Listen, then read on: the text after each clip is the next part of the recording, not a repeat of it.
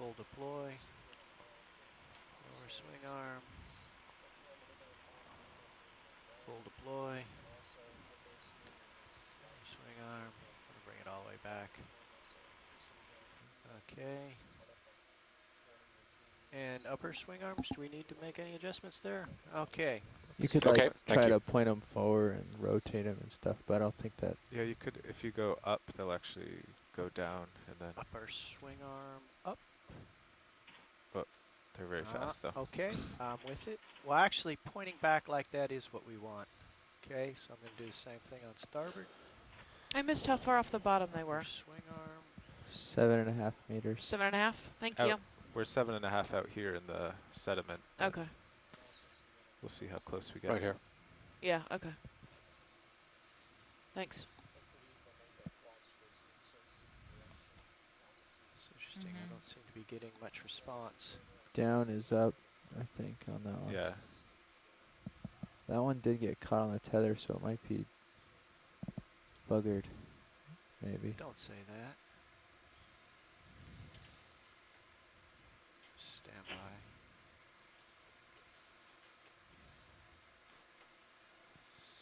Okay, we have that axis. Oh. Coming a little bit.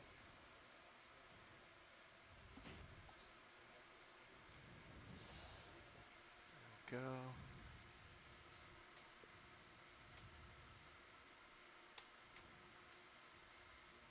Doesn't appear to Okay, be now moving. it's moving. Okay, now it's going. Now it's happy. It's just very slow. But it's Still getting set up not going to as far. Ah, run here it this, goes. to mow It's the just taking lawn a long over time. this It's just second asphalt extrusion, volcano, 2 Easter meter lily. speeds on these is an Take your interactive term, but it's an Yeah, extrusion it's- of I think asphalt it's at the just got a little seafloor. bit more restriction on Pretty its much have valve, that but there it confirmed now. It's goes. not something I initially thought it might be something that's happening in the subsurface. It Okay. seems to be clearly happening at the seafloor. So The curvature we're seeing, the fracture faces we're seeing are a function of devolatilization of the asphalt, which comes up in a semi-solid state as it contacts seawater and loses its volatiles. We've gotten a HPU lot off. of good input here All clear.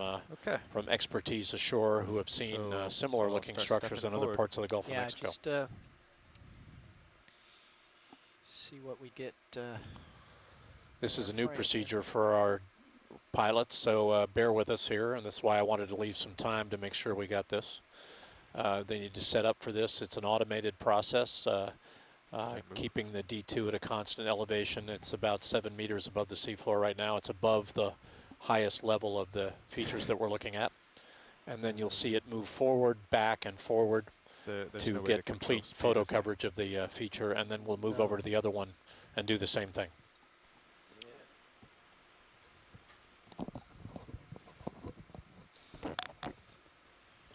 Pilot survey 1.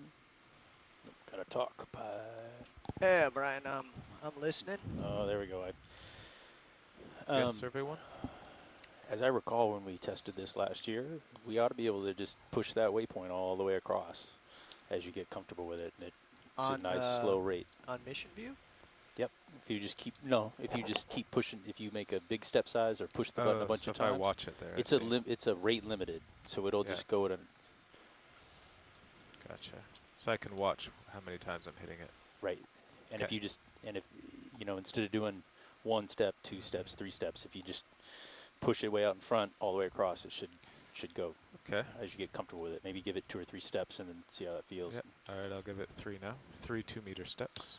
Got another question from our Ask an Explorer question, and here it is. This is something for all of you on the event log. How would all of you biologists, geologists, and robot operators, well, we tend to call them robotic vehicle operators, rate this amazing exploration? And I'll be a geologist and say that it's amazing. I've never seen one of these asphalt Easter lilies on the seafloor. I have known because I've read about asphalt extrusions, natural extrusions at the seafloor, but I had no idea that they came in so many shapes and sizes. And this is certainly an eye-opener for me. We have expertise from the beach that's asking us, or that's helping us with this dive today. That they have seen things like this on the seafloor before, but I certainly haven't. So it's pretty spectacular, particularly so since we thought we were coming down here to look at a seafloor or at a shipwreck today, and this is certainly not a shipwreck.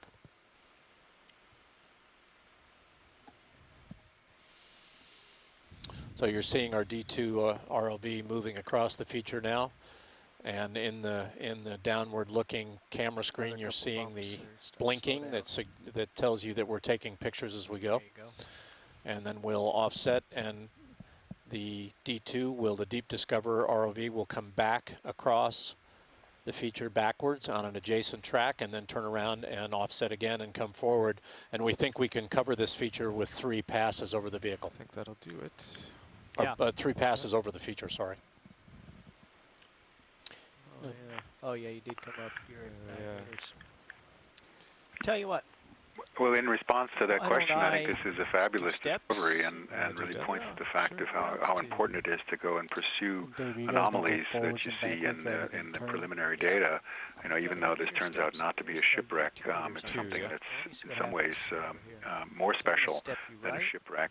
There are many shipwrecks. This is the largest and the first discovery of massive asphalts in the northern Gulf of Mexico.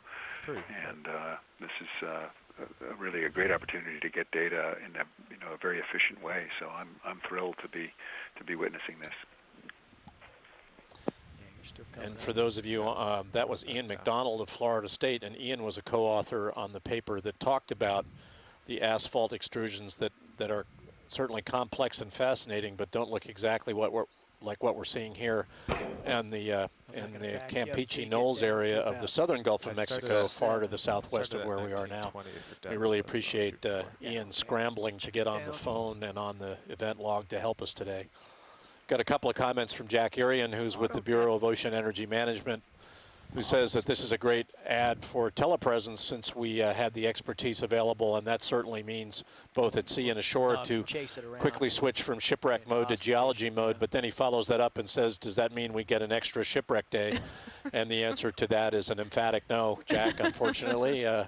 If you can't figure out that what you have is a shipwreck up front, then you do not get a gold star, and we still go over to Central Florida, and you do not get your shipwreck dive. Went left, it didn't go right. But we hope that you will. You have learned something in this process. You have learned to be cautious in your assessment of seafloor images. As I have learned, I have looked at seismic data my whole life, and boy, have I been wrong.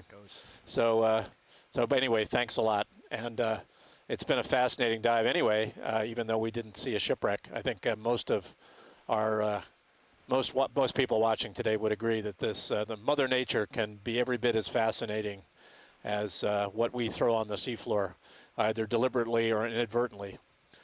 So you see the D2 now coming backwards across the feature, and that's a pretty great camera, and you see a wonderful view from directly above. This is a view that we can rarely show you from D2. We can show it to you from Sirius, but Sirius is a lot further off the seafloor. This gives you a feeling for what the three-dimensionality of this feature looks like from above. And there's that evidence for sulfur, those bacteria, the staining we looked at in the hollow earlier from D2. And you can see it again from above. Great view from above, both from Sirius and from the camera mounted on D2. I suspect we don't have sufficient overlap. Jamie, I don't know if Ian had a chance or anybody else did on I the think I'm going to take you back right up sort of the middle. rate the expedition or the dive, this dive especially on the biology side of things. Keep But for things me, moving it was now that you one of got those opportunities to see biology sort of taking advantage of yet one more odd and unusual, source of energy. In this case, tar ball, a giant tar ball, and hydrocarbons that seep up along with that tar in the form of hydrogen sulfide or methane or something else. Animals taking advantage of that like they do elsewhere in the Gulf of Mexico on other hydrocarbon-related features like salt domes and oil seeps and gas seeps. But it's just one more example of just the amazing capability animals have in the Gulf of Mexico to use the energy that's provided to them. And for Jack Iridium, on behalf of the community of folks who work on oil seeps and oil seep communities, we want to say thanks very much, Jack, for your misidentification. We really appreciate it. We owe you one. I'll bear that in mind. Okay, step to the left. Well, you know, it gives new meaning to the term Bureau of Ocean Energy Management. That's what they're doing here. They're helping us manage ocean energy, and this is another form of ocean energy at the seafloor. All kidding aside, I think Steve's point is a great one. Biologists have discovered how symbiotic the biology is with escaping hydrocarbons in the Gulf of Mexico when they occur at natural rates. We are learning slowly through the work of people at the Center for Coastal Ocean Mapping that we can identify acoustic anomalies that are suggestive of seeps in our multi-beam bathymetry data, that we can then ground truth those at the seafloor with our ROVs and begin to get an assessment of what the natural rates of escape are of hydrocarbons at the seafloor. We're talking about many, many seeps and a large volume of material.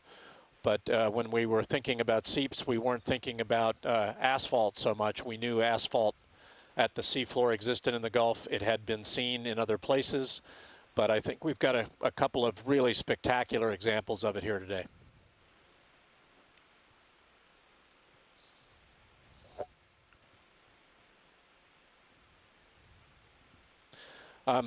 Brian Bingham, our ROV lead, wants to let everybody know that although you are seeing the still images being shot now over this feature, these are the low resolution images that you'll get much higher resolution images when we get off the boat and stitch them together. You should have a very high resolution photo mosaic of this that allows you to put the biology in an ecosystem perspective and look at all of our lateral views from the D2 and then put them in spatial context by looking at the photo mosaic map.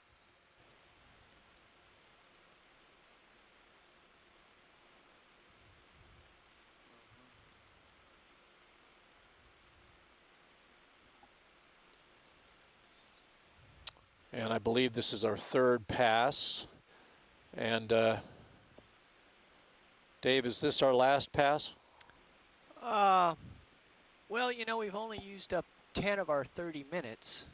So I'm inclined to make 2 outboard passes unless we're in a tearing hurry to go somewhere else.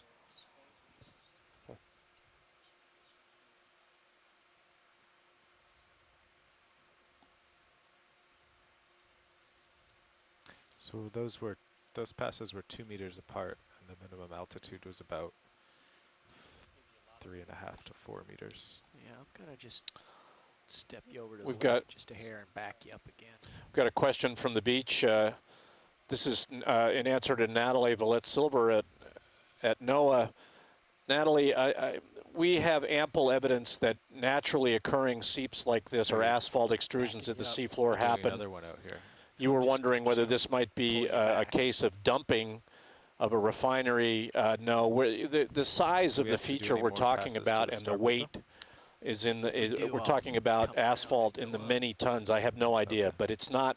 It's highly unlikely this is discarded product, and the nature of the colonization of the fauna that we're talking about here, some of the deep water corals we're talking about here take a long time to get going, and they can be hundreds, if not thousands of years old. So we're looking at something that it's certainly true that some of these features look like scooped ice cream, spacing over here, but it's almost certainly not. It isn't about illegal dumping. This is something that's a naturally occurring process at the seafloor.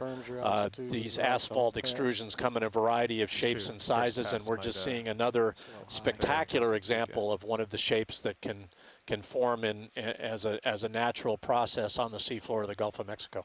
Thanks for your query, however. Yeah, it doesn't always go where I tell it to, unfortunately, but keep it moving here.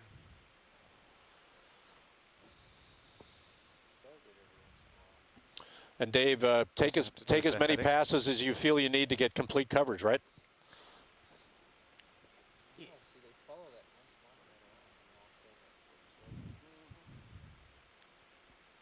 I don't have an explanation for it. There's a but, good shot of the center of the structure, kind of the, and I think it's fair to say that these petals would emanate from the central core of whatever is feeding this asphalt from below.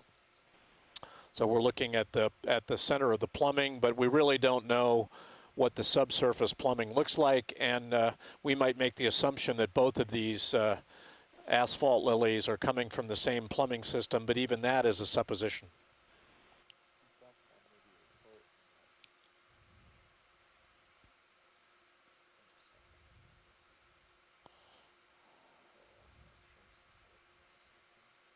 yeah, I'm going to go left and back.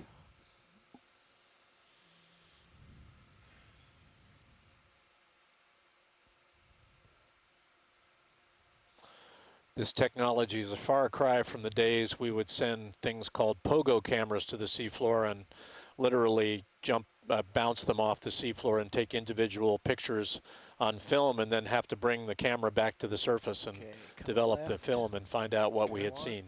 A lot of very interesting work was done that way when we had no other technical option, but this is a big improvement. My heading's kind of been bouncing around from 0 to 2. That's not a problem. Okay. I guess it's small enough not to make these jumps. They're more like 20-degree offsets. Okay, moving you ahead.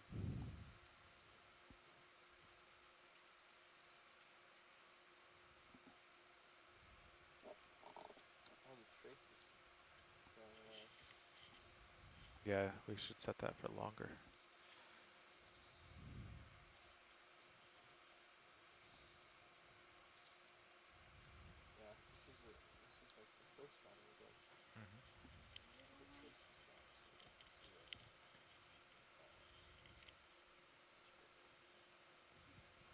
I wonder if there's a way to do that. I'm going to scoot you over based on the visual here.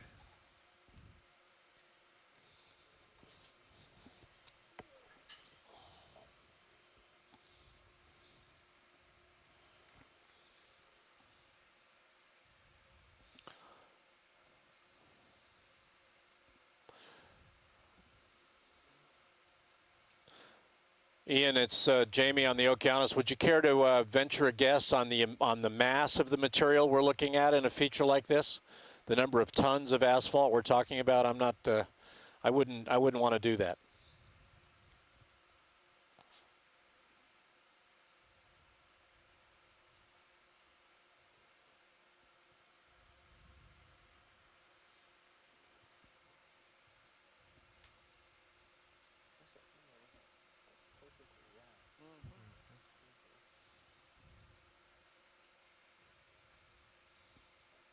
Well, we looked at that earlier, and we were speculating on whether or not it wasn't part of the plumbing of getting that lily to the surface. That we're seeing part of the pipe, the asphalt pipe, that would have brought the mass to the surface to begin with.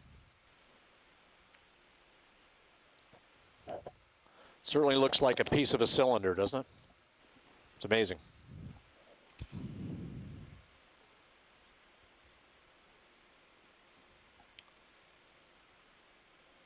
Okay, Did we get coverage all the way to starboard? I will go over there and do that Okay. rather than guess. Do you remember, Jeff? In terms of the mass of this deposit, I think what we're looking at is probably the tip of the iceberg. I expect there's much more Extra in the is immediate not a sub-bottom. problem. Are we looking at tens of tons, hundreds of tons? 2 meters to the starboard. Thousands of Or is tons. that where the other one was? The Okeanos did collect sub-bottom over this site last night. 6 lines.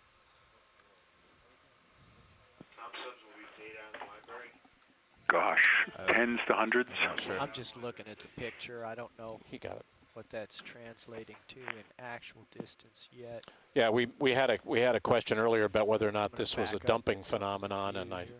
I think from the mass standpoint alone and the fact that it's so Yeah, if we tend incredibly this one, natural looking, I just wanted to if we kind make of sure this one gets make it covered clear to from the people edge, that this we isn't, can do one again, a for the port. man-made or man-influenced structure, that this is a naturally occurring structure at the seafloor. It's part of the fantastic interaction of hydrocarbons with the floor of the Gulf. I mean, we just got endless examples of how varied that evidence is and how interesting the opportunistic colonization of those features are by the biology in the Gulf of Mexico. There's another, from the geological point of view, there's another perspective which is important here, and this is a rare example of tectonism, construction on the deep ocean. Normally, tectonic processes are limited to salt extrusions, basalt at mid-ocean ridges, and this is the third example of those kinds of tectonic processes, and one which the images here indicate can be locally very significant. Yeah, excellent. Thank you.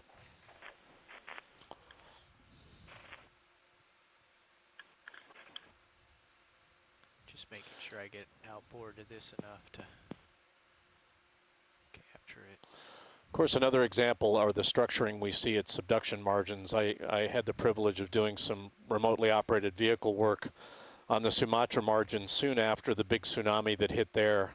And it's pretty clear we saw evidence for recent faulting and we couldn't tell it was part of the earthquake that created the tsunami, but very recent faulting at the seafloor related to the process of underthrusting of oceanic crust and overthrusting of vast thicknesses of sedimentary material. So certainly subduction margins are another place where we see tectonism ongoing at the seafloor. But this is another just great example of that. And it's also, for all of you young people looking at us, it's also a surprise to us. And lest you think that there isn't a reason to study the oceans, that we've learned it all, this is a classic example of the fact that we don't know a lot more than we know. And it's really, really exciting to me. I've been in the business 40 years to see something like this, to come down on the seafloor in the morning and think you're going to look at a shipwreck and spend the rest of the day looking at naturally occurring tar volcanoes, tar extrusions, is a pretty spectacular example of why we explore. And we've got a lot more exploring to do. This is the Okeanos Explorer. Yeah, we could, so if we drop this is the bottom of our farthest.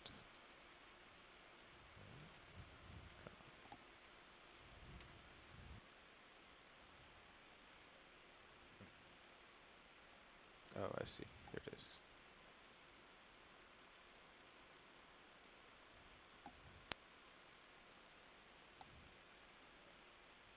We are still making passes over this feature. We're making a photo mosaic for future reference. It will make a high-resolution visual map in addition to all of the video we've shot around the perimeter of this feature, both for the geologists and the biologists to study post-expedition. And then we'll head over to the first feature we looked at, which is about 60 meters away, and set up and do the same thing there before we have to leave the seafloor at about 3:30, 15:30 Central Daylight Time.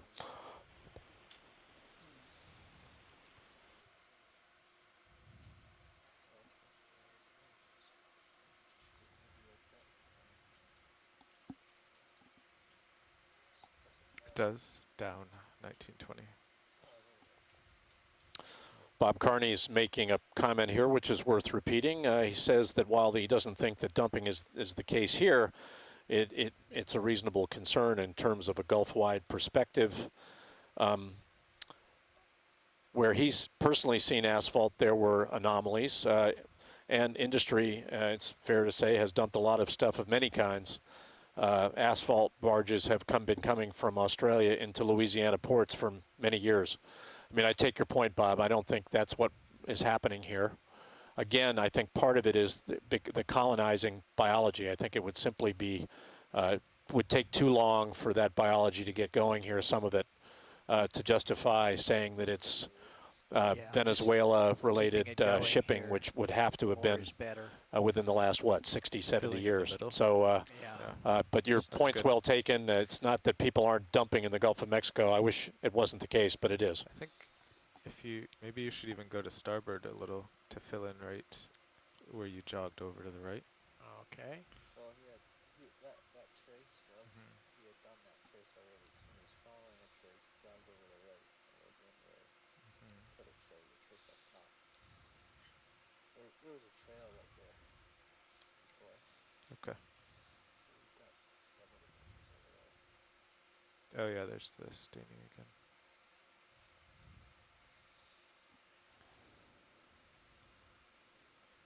At this point, precision of track is not as important as multiple overlapping images.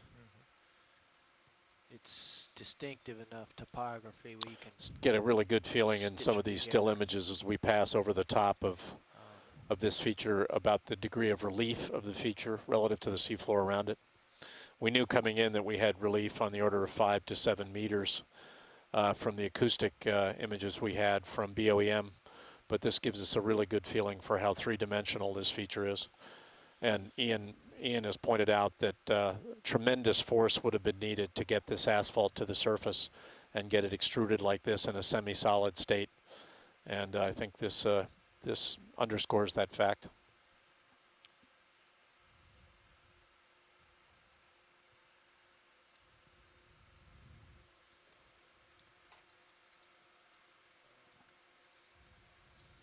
So is that closing the loop? Yeah, I'm just gonna run back up this away. We asked for 30 minutes, I'm gonna use it all. Is it 30 minutes just on this one or for both? Oh, for this one. So then we'll run over to the other one.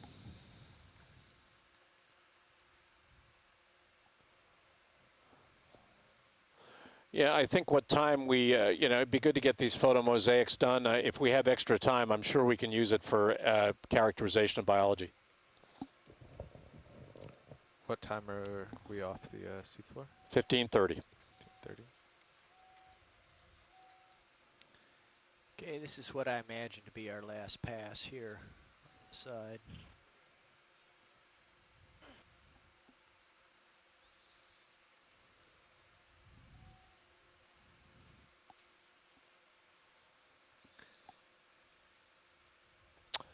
I think we're just about done with this photo mosaic, and I think what we'll do now is head over to the other feature, what we were calling our asphalt Easter lily this morning, and do the same thing there, and then we'll use the remainder of our time. We have about 90 minutes left on the seafloor to do some additional biological characterization.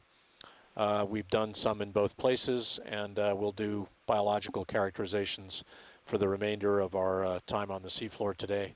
Certainly been a surprise. Another great exploration dive. Thought it was a shipwreck dive. It's turned out to be an asphalt volcano, asphalt extrusion exploration dive. But I trust you found it equally interesting, even though we didn't look at a shipwreck. And I think we found more corals on this one than we have in the past couple days. And we certainly, for those coral lovers out there and who were suffering from a coral letdown in the canyons, this has been a great boon. We've also seen evidence for chemosynthetic life in the form of tube worms and bacteria, and we've seen just about, there's something for everybody. We've seen shrimp, we've seen squat lobsters for Mary at Texas A&M. We've seen octocorals, we've seen soft corals, we've seen anemones, we've seen some fish. So, and we'll revisit the biology over on the first structure once we photo mosaic that. So stay with us. This is the Okeanos Explorer.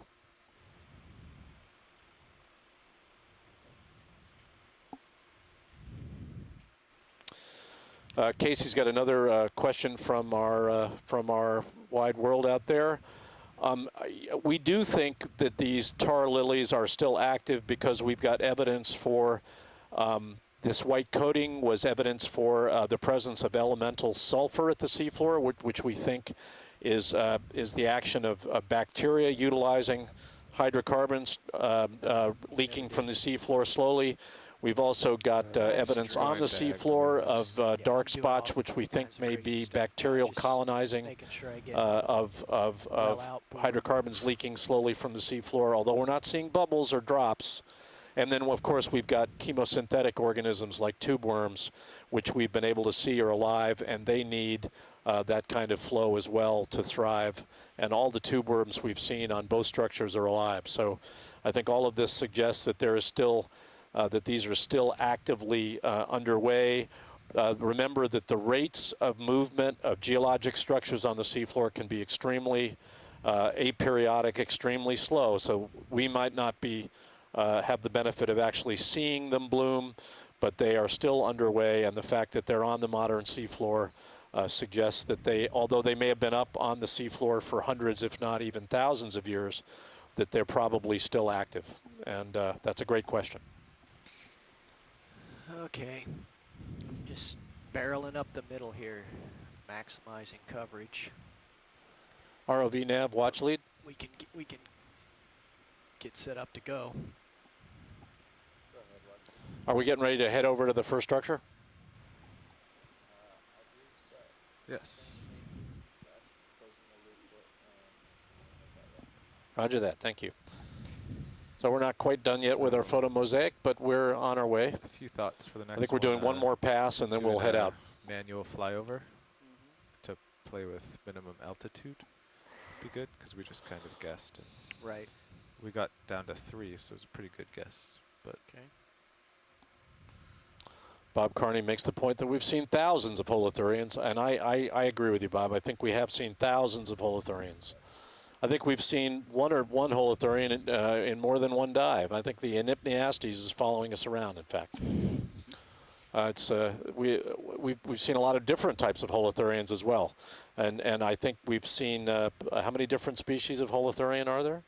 A lot, right, Stephanie? Oh, many. Many species. So Many, we've seen a many. number of different types of holothurians. I think we've seen at least 4 or 5 on this cruise, at a minimum. Maybe even 6 or 7. But in the world at large, there are many, many, many species. Bob makes the point that chemosynthetic organisms are not, or indicate that the microbes are chewing at the asphalt, not yes, it can necessarily be that totally the asphalt is still pre-planned, flowing. We're not Thank using you. that yet. There's a lot of carbon. The microbes will be busy for centuries, and the microbes make the sulfide needed for the chemosynthetic organisms. Fair enough. So we're not saying that the tar is actually moving even at slow rates, but that the material is available for bacteria to feast on, and the bacteria are the basis for the food chain for the chemosynthetic organisms that we're seeing like tube worms. A little bit. Thank you, sir. Yeah. Carl's experimenting. the resolution of my depth is plus or minus 1 meter, which is a little coarse, actually. Yeah, if you try to adjust on the fly, it oscillates a bit to settle on auto depth. Yeah. I think we had a good altitude for the scale of that feature. We'd have to if we got closer, we'd have to slow down to get the desired overlap. So we're going to be headed Are we all, southeast, I are we believe. all done? We're all done, yeah. You Okay. can have Let's, your vehicle back. Nav, I assume Jeff marked the time for the beginning of that survey, so can you mark the end? Copy. 1901. I'm going to brief in my replacement here and let him get things underway.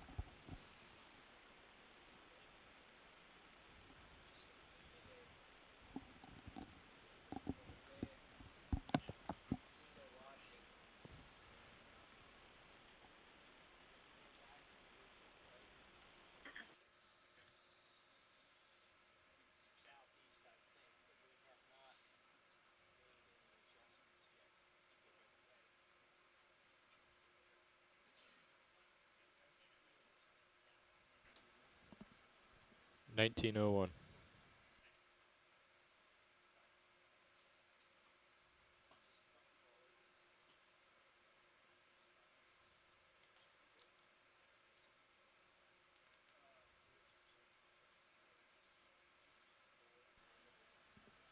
1830.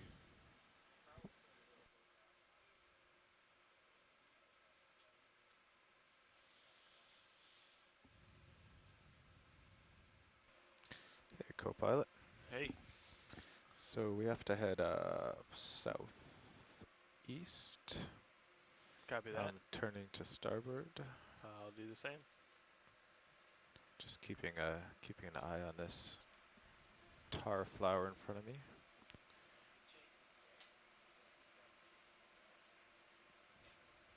All right, so we're heading straight back to the first feature.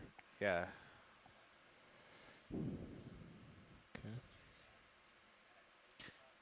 And actually, if you can get Sirius due north of it, like 5 or 10 meters, might just be nicer for you guys to have a north-south alignment Sure. for all the moves.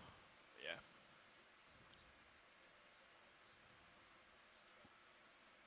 So somewhere right there. So how does that look to you, co-pilot, on the IPAC screen? That looks good. 70 meters, bearing 143. Let's do it. Pilot, what was your height? What was a good height when you were doing the mosaic? So Altitude, I guess. what I would recommend is that Todd actually fly manually over the top of the next one and get his altitude a minimum of 2 to 3. Bridge and note nav. the depth, and then he'll know he's close enough without hitting it. We just Gonna need a ship move of 70 meters, 70 meters at bearing 143 at 0.2 knots. So it worked pretty well. Okay. And you just have Thank to you. keep an eye on the depth, because over 2 or 3 minutes you'll drift up or down a meter or 2. Oh, so you put it in auto depth? No, Oh. Dave didn't like auto depth, so Yeah, I think it's kind of wonky. he actually ended up driving the grid because he wanted to, and I just watched my depth. And oh, he drove from here. yeah, it's actually it's a lot of fiddling to keep it a plus or minus 1 meter. Yeah. All right, pilot, ship is underway, bearing 143 at 143. 0.2 knots. Coming around.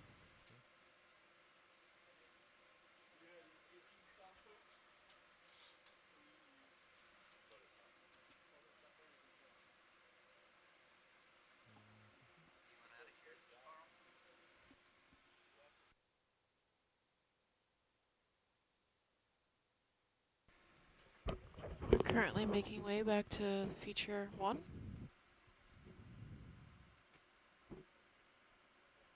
And we'll be doing a photo mosaic on it. I'm lined up, pilot.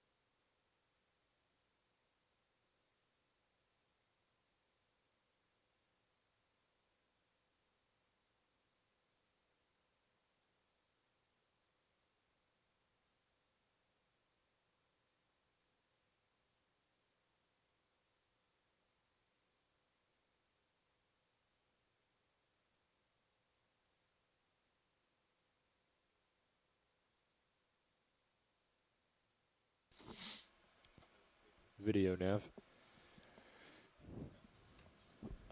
So Jeff is telling me that you guys had to adjust some settings on the still camera.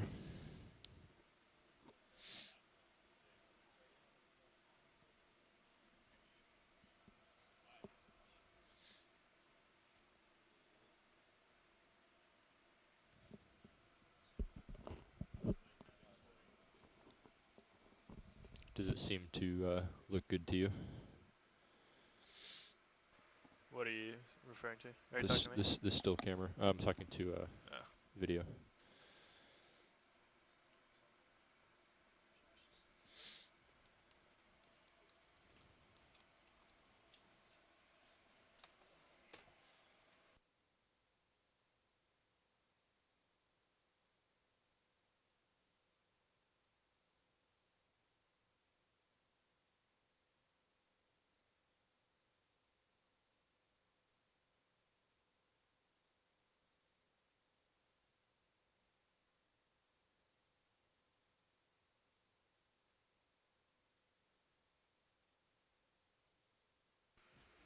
New pilots are in their seats. Is the ship moving? It looks like we're moving. It is at point 2. 2 to the south-southeast. So Correct. 143. front row. Brian, go ahead. I have a request. Yes, sir.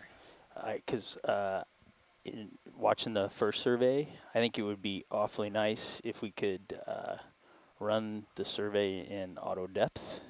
Okay. If we can get it to settle out and be happy.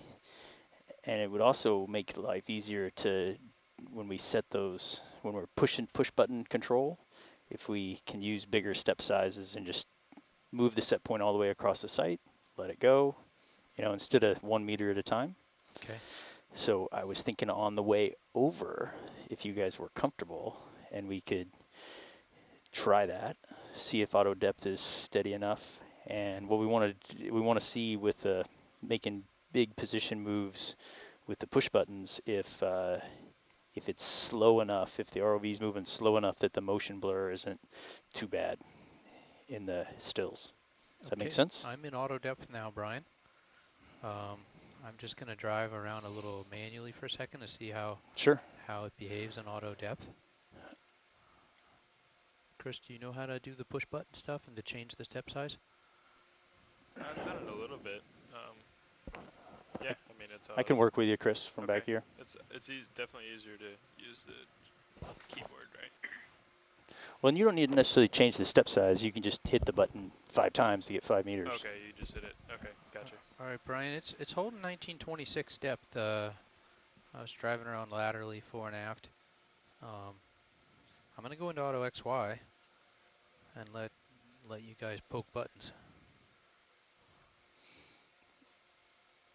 I'm going into auto heading. So I'm in full autos right now. I should be holding position. You want to try a 5 meter forward or 3 meter? Try 5. 5?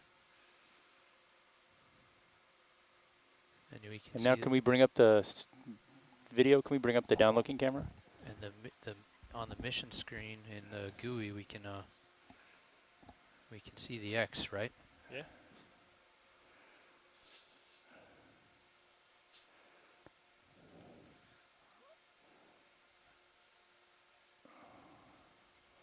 Chris, I got Mini Zeus as the pilot cam right now.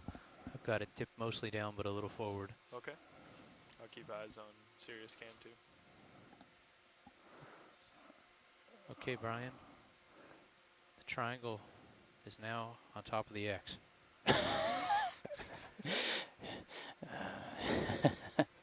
Did we achieve? If the triangle's on top of the X, things are good.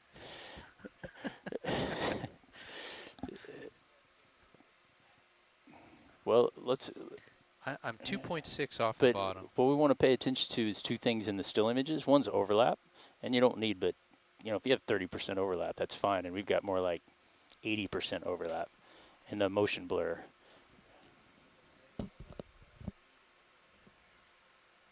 Well, it depends on if you're trying to do a mosaic or a stereo, if you're trying to do a reconstruction, but. We better dial in some more before I get left behind. Yep, let's try 10 meters. Hey, Nav, can you open the D2 sonar up to 30 or 50? 10. You got it. All right, so let's find the next little black dot that comes in. Actually, pilot, no, hold on 1 second. So you're moving. Your left-hand mouse probably should already be set up with it. Apparently, I don't have a mouse connected to that computer right at the moment. Bob, you may be right. I too am going to be interested in these mosaics. I think it will give us a better feeling than we can get from the side of these features with the video, what the overall Lily looks like. I still have a poor idea of the way these things would be extruded at the seafloor, whether they come up. Looks like we saw a piece of a change your pipe heading.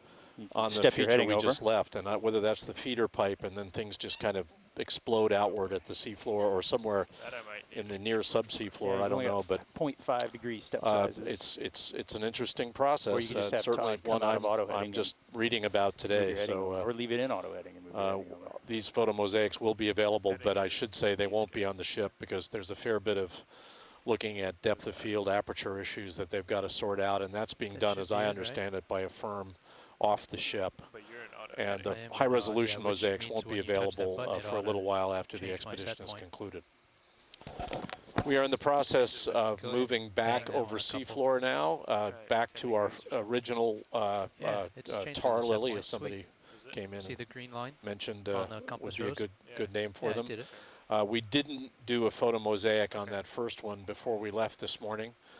We've got an hour and 45 minutes or so, and we want to All do right, that I'm on the second gonna one, lose so me on the bottom of your photomosaics will screen. be available on both Great. asphalt structures before we leave today. So we're headed back over there now to do that. This is the Okeanos Explorer. Survey 1 nav.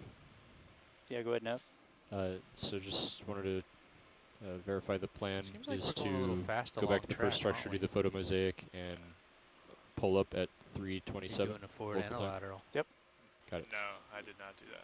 I haven't done this yet. That's the hadn't? plan. I Because hadn't. look, the X went over to the left. Yeah, Uh-oh. but was that not the auto heading? Well, it shouldn't have been, right? No, it should have been done. The auto? Yeah, I It don't. may have been, are you sure you didn't, that touchpad is pretty touchy. Okay, well maybe I touched it. Yeah, maybe I did. Here, I'll bump you out because you're getting behind here. I'm going to be there soon. It's 25 meters away. Okay. What if I do this here? Yeah, so that did it. You shifted me forward, and then the X went over to the left, too. Okay. Cool. We don't have a whole lot of a long track overlap, do we? Well, I've been counting as those little holothurians go by, and we get them at least 3 times in the picture. So. Okay. And there's no way to control speed during moves, huh? That was another request that just by the time we finished development last spring. I think you can set it, but it requires opening a program and diddling a text file. So not something we want to do. Want to dial a big one in, like a situ. big 10-meter move? Forward? Yeah. Sure. Make a really long, steady state move. Oh, you meant all at once? Yeah. I can.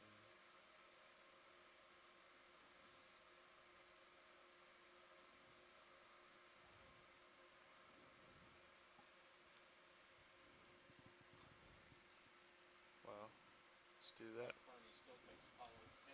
Cool. That's a big one.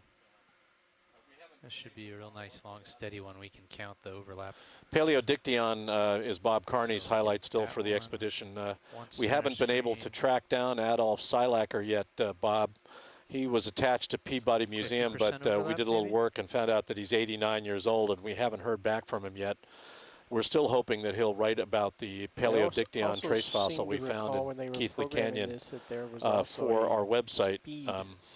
I agree. That was a whoopee moment, as you said at the time. And there is this implemented yet. we do think that it's the only time this trace fossil, or whatever we're calling it, has been identified in the modern oceans outside the transatlantic geotraverse area, 26 north at the Mid-Atlantic Ridge. We got confirmation of that from Woods Hole Oceanographic. So that's it's pretty interesting. So if you want to volunteer to do a little piece on our website for Kelly Elliott in lieu of Adolf Silacker doing it, we'd love to. I would have gone to Peter Rona, but Peter's no longer with us. So that if you want to do that, we'd love to have you do a little piece for us on the website. This is the Okeanos Explorer. Is there a particular heading we want to set up at that has nice long lines and less steps? You know what I mean? I think it's pretty symmetric. I would I would set up at 180 degrees just so that it would We're coming up on our initial No question tar about lily north up, you know? structure. This one even looks more like a flower than the sorry, one say we that just left. And I we would set up will either. I mean, if you can, it looks like you could set up. we'll set at, up on this, do a photo mosaic, you know, and then we'll 180 or likely 0 spend the rest of our degrees. time doing characterization of biology So here. should I get over the top of This this is thing the and pick Okeanos a depth? Explorer. Yeah, I think that's the first step. Okay, can do. Pilots, it appears that the ship is coming. Ian, if you're still with us on the line, this one, this was the first one we came up on, thinking we might be looking at a shipwreck. And I must confess, for the first 5 or 10 minutes, I still thought I was looking at man-made structure here. Okay. But I was asking myself, what I'm a ways up what too. I'm would a 20 shipwreck meters look up. like that looks like this? And we did come to the conclusion we weren't looking at something man-made, but this one is a real. This is a classic flower structure. I love it. So, get a gauge on our any altitude. comments you have after you get a chance to look at What's this our would be minimum very much altitude appreciated. over the middle? 2? Minimum Yeah, this is altitude, you mean amazing relative view. to I like mean, the it top does of that like there was a- structure? Yes, like when I go right over the middle of the high point. Well, Jamie, like this that is point Jack. that's just I to the just left got of an center email for you back where that from, coral is, I Bill wouldn't be any Shedd. closer than a meter to that. Okay, how about I Yep. go right on top of that, a couple meters up, He and says then that come down until we're all checked happy. the think Carl 3D said data two. for this site and didn't see anything on the block. Yeah. Man, Well, there you but if go. we can get- You know, I think auto depth time to is go back to the okay. drawing board, I guess. Get I guess 1 so. meter or whatever. Feels I mean, because I would think that at minimum this would be giving you a very high reflective backscatter, and if it doesn't, then I'm simply fascinated. They're not huge structures in map view, but I would think they would be big enough to show up on a 3D survey with a 25-meter profile spacing. Okay, let's I'm gonna lock it in here.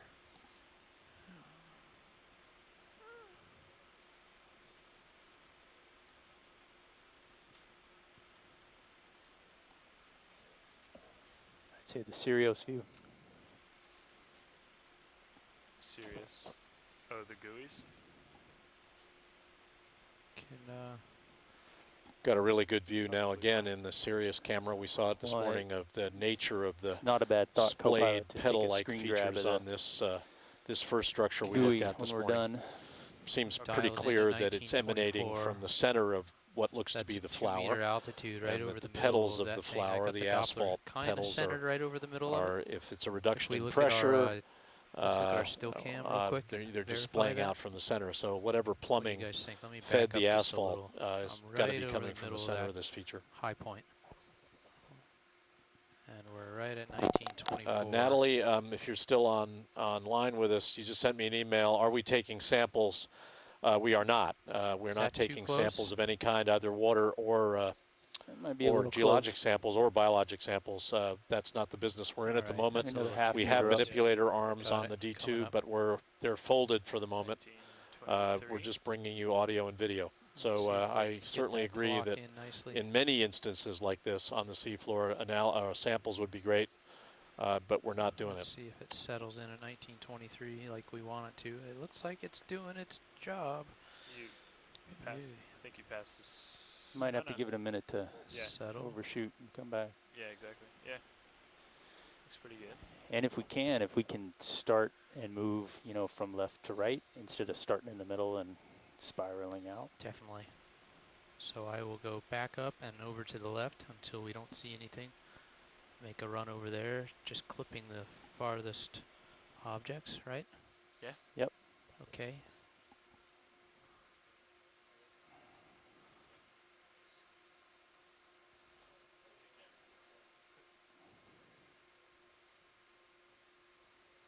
Trails. Oh, yeah. Okay, yeah. So Copilot down there on where you are in the bottom right, just above the diagnostic button, there's a display trails. You Okay. can make that longer. You make that twice as long, 10,000. Copy. On the ROV.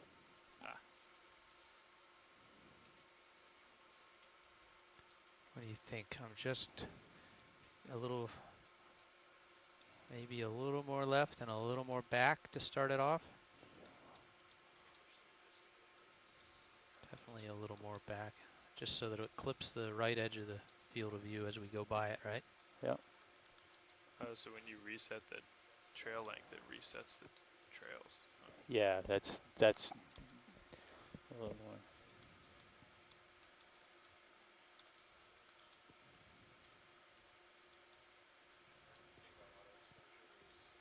Okay, I'm locked in on Auto XY. Hey, would you mind spinning and looking at me a little bit? Sure. Or do you want me to? No. I can't do that. We can't swap joy boxes. Thanks, because I'm not looking at the HD at all. I got the mini Zeus up, but that's a tiny screen up there. Okay, do you want to try this, Brian, as a first pass? It's barely going to clip the first little bit. Yeah. Okay, we're in No, not for the all auto mode Am right I looking now. at all those dark spots on the bottom that we were seeing before we 15 arrived? meter, do you think? Is that How what I'm much seeing there? should we go for the first? In the quad screen, yeah, they're mosaicing the bottom, and you're seeing holothurians and some dark spots. It's a mix of the two. 15. That's just a guess. Okay. 15 meter, Brian? Oh yeah, I Sure. can distinguish now. I can see there's two different well, let's do it in steps. Yeah. Let's do steps of 5 and try with 10, and we'll know, if we need to give it another one before we get to 10. Yeah, and I think the 15 meter or the 10 meter move that I threw in was pretty quick, and I think the 5s are a little slower. Yeah. Is it proportional to step size? I think that's what I was seeing. Correct me if I'm wrong, Brian. Yeah, you want to drop a target here, Nav? You already did.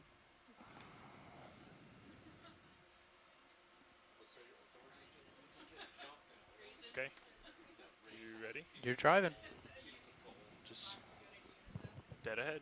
Dead ahead 10, and then click Dead in ahead. another 5 if we need it, right? We just did 5 Okay. to start.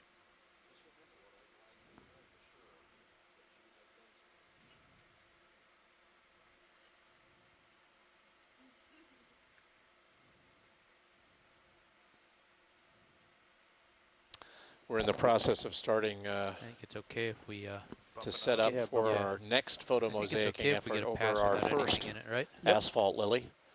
And it's just going to be easier for them to deal with it. And if we're it's got uniform spacing. takes a little time to rather set up than, for that, both with a serious some camera of them sled are and with the D2. 100% overlap, and, some And of them we'll are 30% overlap. and then we'll start. Got a question. Can these be Yeah, it dated seems in like part by the we're amount gonna of need sediment 15. building up on one side or the other? And it's, what's our side step from gonna the be? standpoint of modern, yes, if we could get 3, samples, 5? we just got input I from do. NOAA that if we could get some beryllium 10 I'd stick with 2, estimates, it might give us an idea of how old just because we don't really know. asphalt is. We haven't really sussed The out process what of creating the edges we'll and need pushing them and another falling back could happen quite quickly geologically. It could Kinda happen see over the a period of extent I think years. that's okay. serious. But it's pretty clear to me, at least, based on the biology that's Yeah, no, characterizing yeah, 2. these Wait lilies, that till they they've been settle, or- Why don't on we the do 2.5? seafloor so that the 2.5, biology, and that like way deep it's a corals, can colonate full or of can 5. colonize them and grow on them for 2.5, tens to hundreds of years at least. Wow. I'm feeling it. Is it possible that the fractures in the seafloor through which these extrusions are appearing could have been caused in part by the massive asteroid that hit near the Yucatan?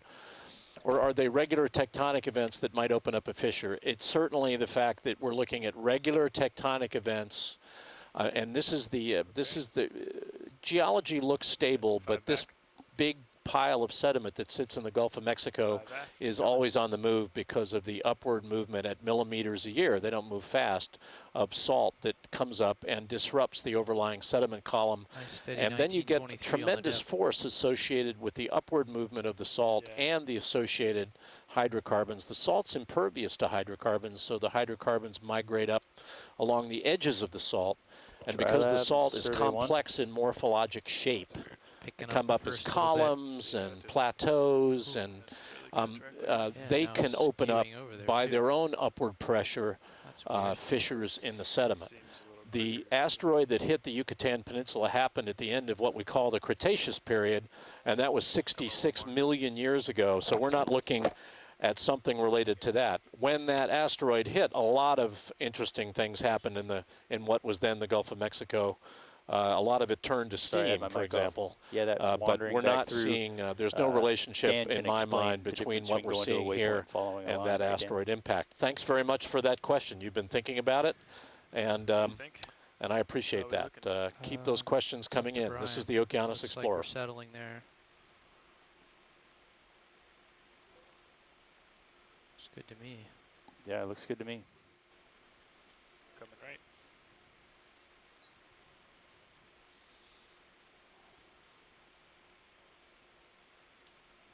I'm going to take your tilt, Chris, and just go a little down. Go for it.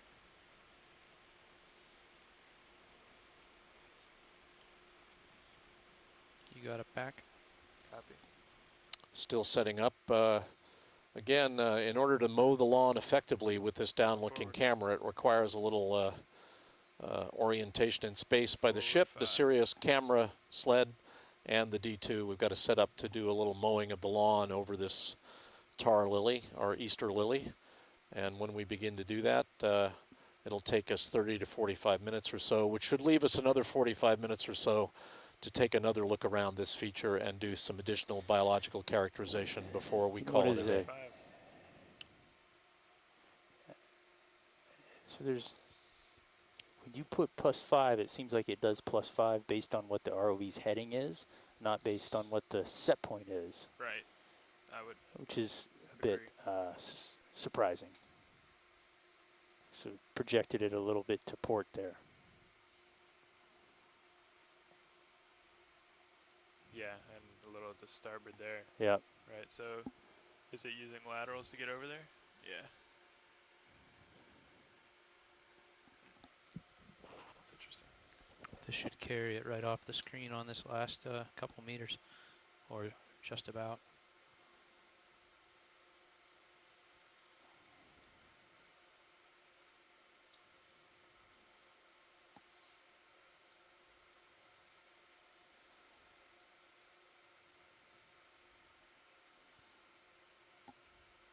.5 starboard. Steady depth, 1923.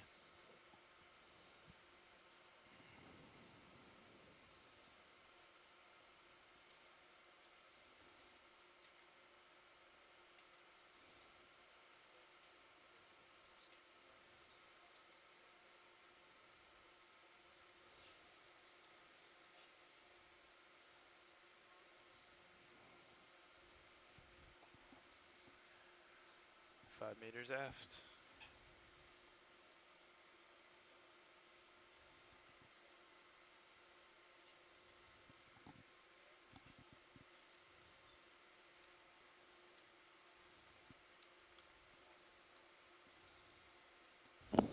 Great piloting, Todd.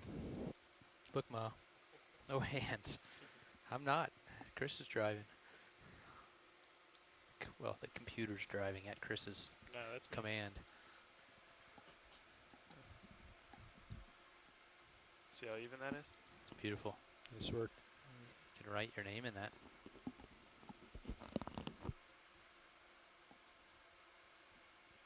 Are we happy with those shots? How'd you do right over the tallest part? It was pretty bright compared to everything else. It's pretty crisp focus too.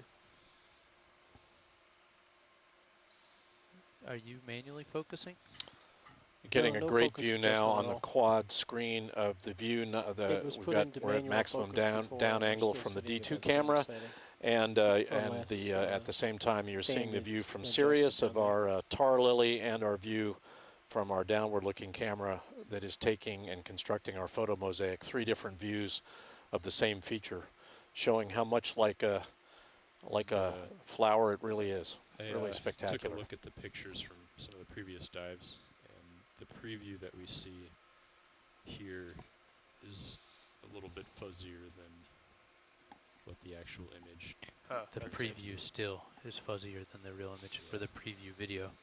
Yes, the preview snapshot. Yeah. That's good to know. Because that looks pretty fuzzy. Yeah. It should. Yeah, they seem to be. On the first one, I was noticing that it's almost like every other one is fuzzy in the preview. Do you notice that, Dan? I haven't noticed that. I haven't noticed it as bad here, but yeah. This is going to take us right over the middle. Look at the view from Sirius. It's stunning. But the samples I looked at, I agree with you, Dan. The real ones look a lot better than the preview.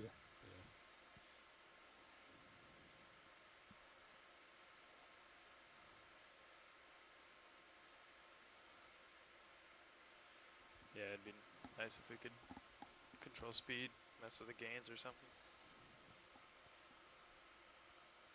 But this is working for sure. I think these are some of the most interesting seafloor features I've ever seen.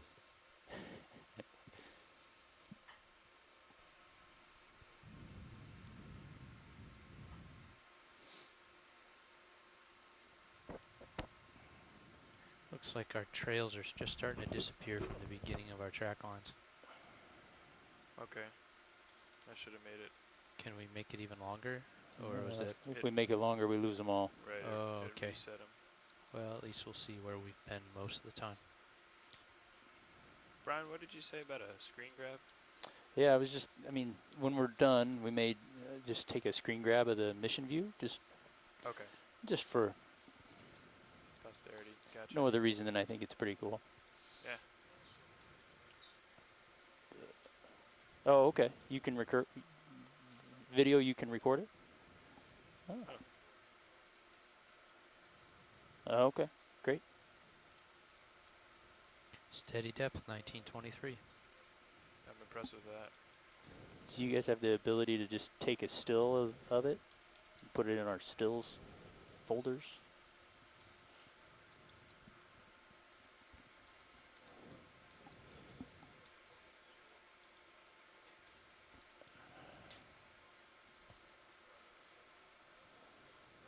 Oh yeah, yeah. Sorry, no, that's fine.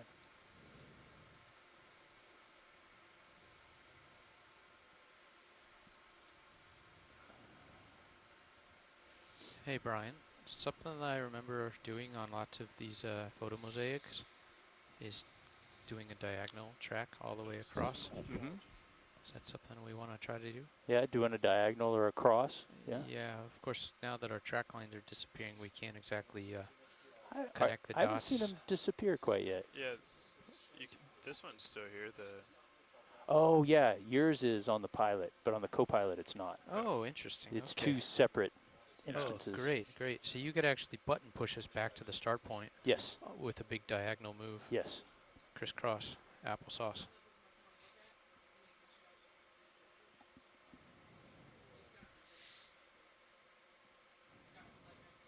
I'll tilt down for you after this next move.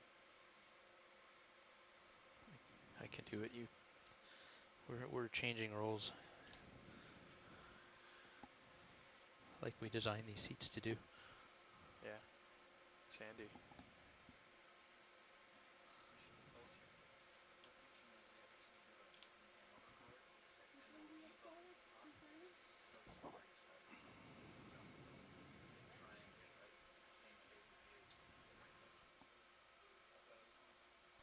Got another question out there.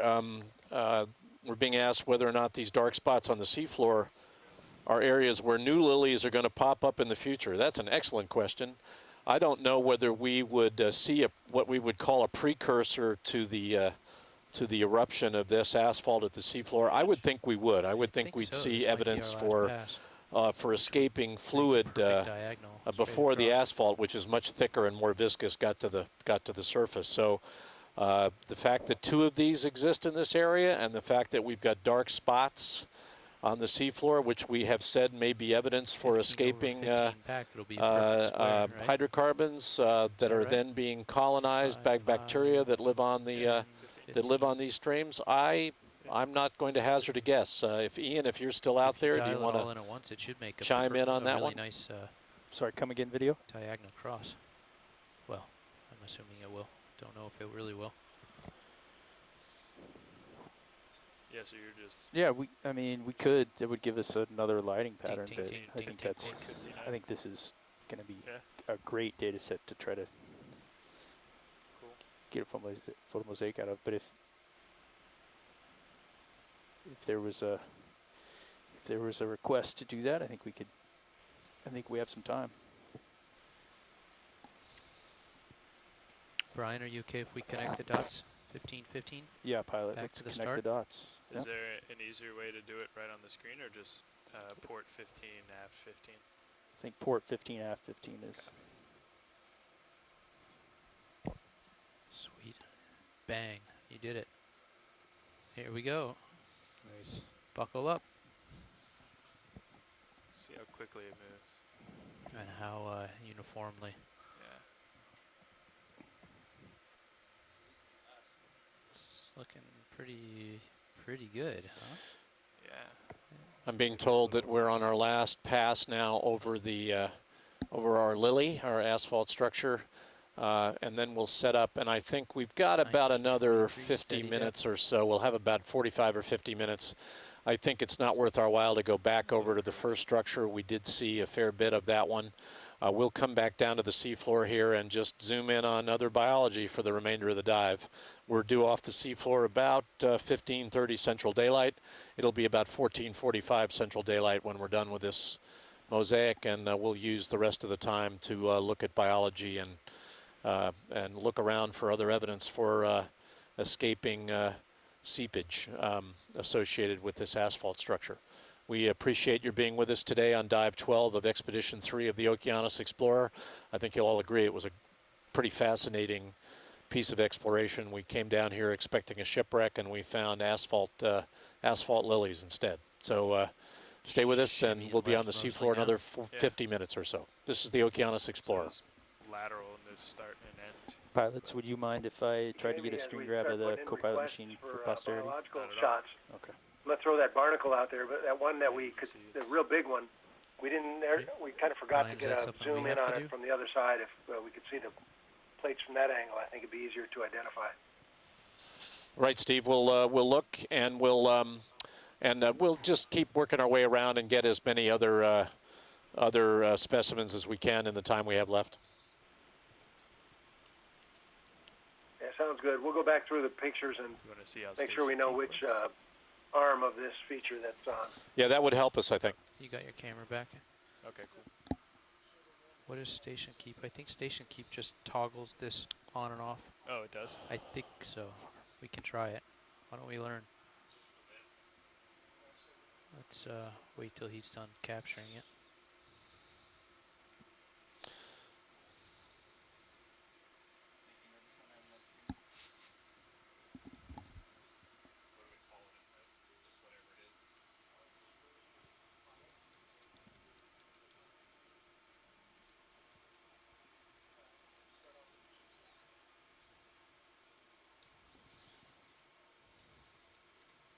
So what was Jeff saying, that if you hit the man overboard button, it'll drop an X so that you can always get back to it even if the cookie crumbs go away?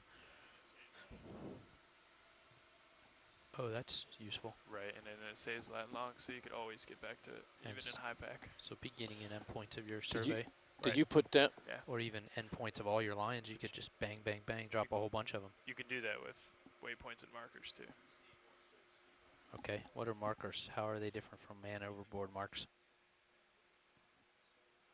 Don't know.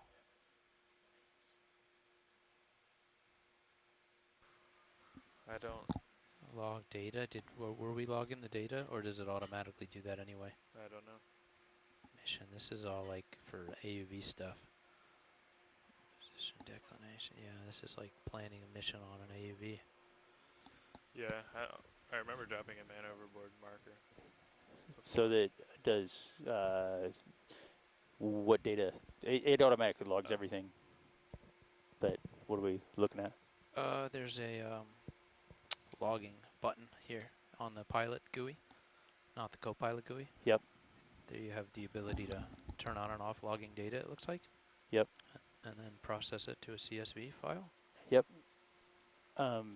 We have it. They have that in there, but it's already doing it. It's already doing it, and it keeps the last 3 or 5 days of data. That way, if we want to go back, we always can. Okay. So I'll make sure I get. I'll save today's data so that we have it. Hey Chris, this station keep button doesn't look like it does anything. But watch, when I come out of AutoXY, which I'm about to do, it should Yeah, look, Okay, it went away. Come back in auto XY, bang.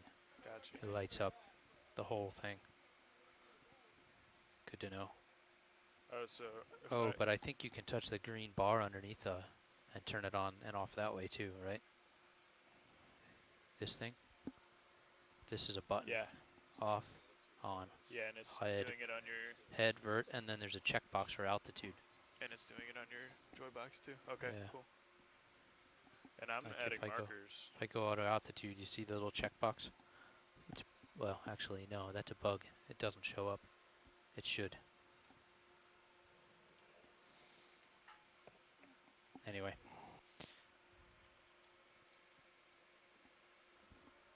Very cool. Those are the bounds. Yeah.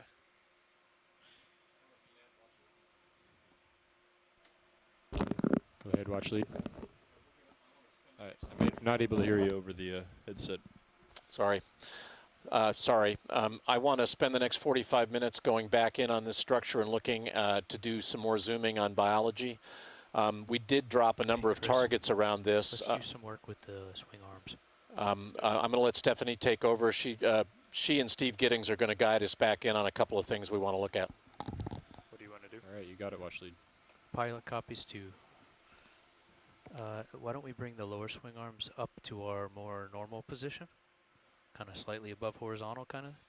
And the upper swing arms, the lights are currently pointed backwards. So you have to tell them to go down and they'll face forward. Copy that. You know, Upper. up or down, you should see them roll forward. Yep. Yeah, is that too far? That's pretty nice. Okay. Or however. That's pretty snappy. Yeah, it was pretty snappy. Lower is stow a little bit, huh? Yeah, and you know they're super fast, right? Yeah.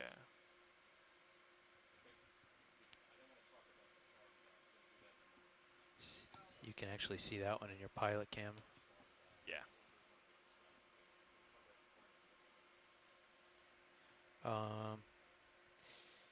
If I'm gonna get tight, yeah, Look at bring that. it up. That's pretty sweet. How's that? That's pretty nice. That's safer. Okay, and I should rotate. Oh no, I don't need to rotate that one, right? I don't think so. From the looks of the one pointing down. Here's your mini Zeus view of the port side one. Okay. Port. That's a great camera.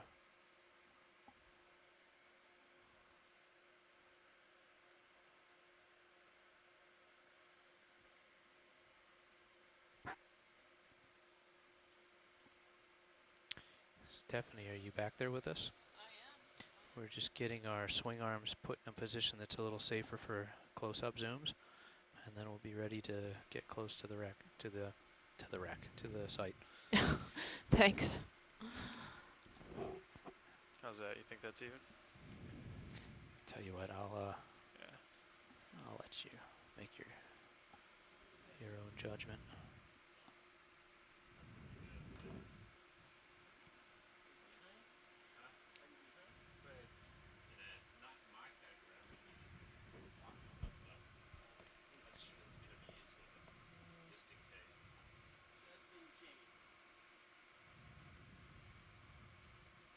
No. Port needs to come up.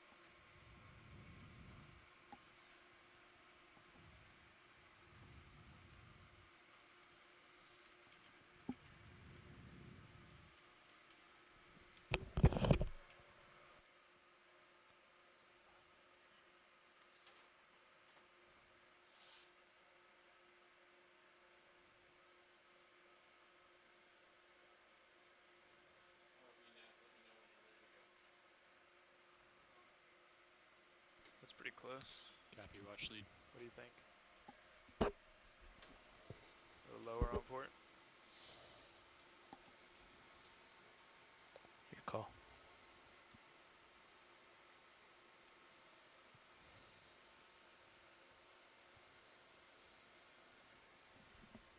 Yeah. All right, I'm gonna put the mini Zeus back where it likes to go. Disabling HBU. Copy.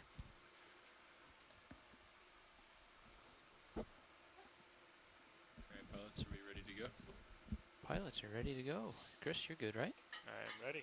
Okay, Mini Zeus is in a good spot. And Watch lead, I think we're ready. Where would you like to start? If you guys could go back to that barnacle. Do you remember where that is? that was a different watch. You're gonna have to guide us. Oh, I don't know where it is either. Let's just settle down and look at stuff. Somebody dropped a waypoint.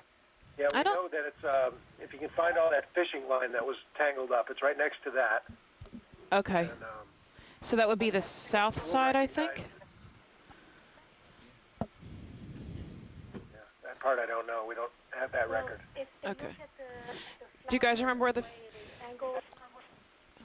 Yeah, it would be on the opposite side as which you came in, the fishing line.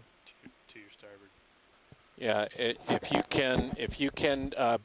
if you have a sense of where it is, put it on the event log. Try not to talk over each other, so that we're not all babbling at the same time. Let's use the last 45 minutes well. Roland, you've been in here the whole time and you've looked at every single thing. Yeah, I'm trying to locate it now, but my suspicions It's actually on that arm at, to the left at your arm. 7 o'clock. 8 Okay. o'clock. Did you guys hear that? 7 o'clock? Okay, I'm looking east. I came in just now from the north, Yeah, looking it's south. at 8 o'clock now. Maybe 9 o'clock. That one that's sticking out to the straight left. Todd, there's a line of fishing line at your 6 o'clock. I think it may be near there, that barnacle. is, right There's there a inside there that was a crack. coil of fishing line at the seafloor near where this barnacle was. To the, Copy that. it's to the left of that. Mm-hmm. Got about Right on six. the distal end of that arm, you can see the orange coral that's up there. Center screen. It's, it might even be left on that section. particular coral.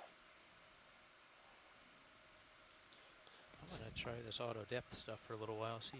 But the best image of it is going to be from the opposite side of that spur. There's an orange coral at your 2 o'clock and your 4 o'clock on the big pedal to your right hand side of your view. The word I'm getting is that they had the best view of this barnacle from the other side of those two corals.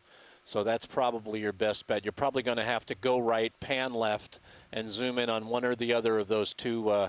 One looks like a crinoid, the other one is Crinoid. They may both be crinoids. So Jamie, that's not right. It's at the 9 o'clock. 9 o'clock arm, The yeah. spur that goes to the 9 o'clock. Okay, strike that. I guess we're more or less at the center view. It's the crinoid in the upper part of the pedal that's right in front of you, Todd. So yes, right there at the left edge of your screen. Actually, guys, it's on the pedal that's pointing towards 9 o'clock. There's a yellow gorgonian with a ophiuroid on it, pink ophiuroid, and there is a barnacle to the right of that Thank you, Stephanie. gorgonian. Moving in. And then they were saying if you can get on the opposite side of it and view it from the opposite direction, we might get a better look at the barnacle that way. Copy that. Yeah, it might be good to zoom in on it first, make sure we're all looking at the right thing. But I think Stephanie's exactly right. I think that's where it is. Only so many pedals to look at anyway, right? How many we got? 1, 2, 3. We got about 7 pedals. It's a lily. Looking straight down at you for reference, pilot. Copy. That's good. About 20 meters off. Do you see what I'm talking about, Todd? I do. I see Okay. the barnacle. And Perfect. if you want me to keep coming around, I will. Yes. Tell me when that's a good perspective. Yeah, I'm not really sure. Let's zoom in here, if you Okay, can. Well, I gotta slow it down. Hang on. It's going to be on the upper most of those three that are Yeah. positioned close together. I don't know if we'll be able to see it from the other side, so let's get a good view from this way, and then we can come around the other side and see if we can shoot it from the opposite direction. Rolly. Should say that Todd and Dave Roll on Wright. in. Todd is driving right now, Push has more maybe experience to than lose anybody your else left in swing the arm as you driver's do seat that of the rotation. ROV. It's not every ROV pilot that knows a barnacle when he sees one.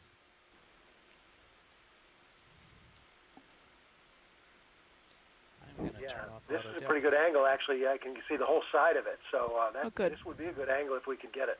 Yep. Stand by. I'll get it centered up. I'm just turning off the autos, which tend to want to create some oscillation. Chris, speak up if you see me drifting, man. Copy. It's a very small partial. Go tight. Tighter. Tight. Awesome. Perfect. I'll try to hold it. Coming back up. Keep it tight.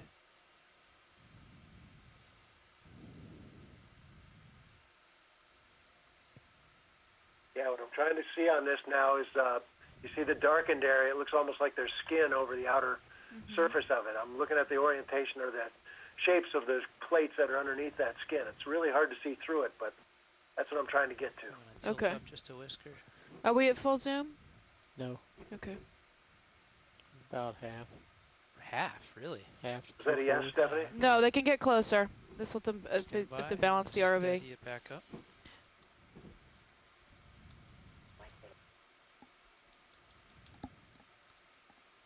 Am I getting closer, Chris? No. I'm coming up gently, okay, Roland? Yep, it's following you. I'm just going to go real slow so I don't overshoot it. I already overshot it.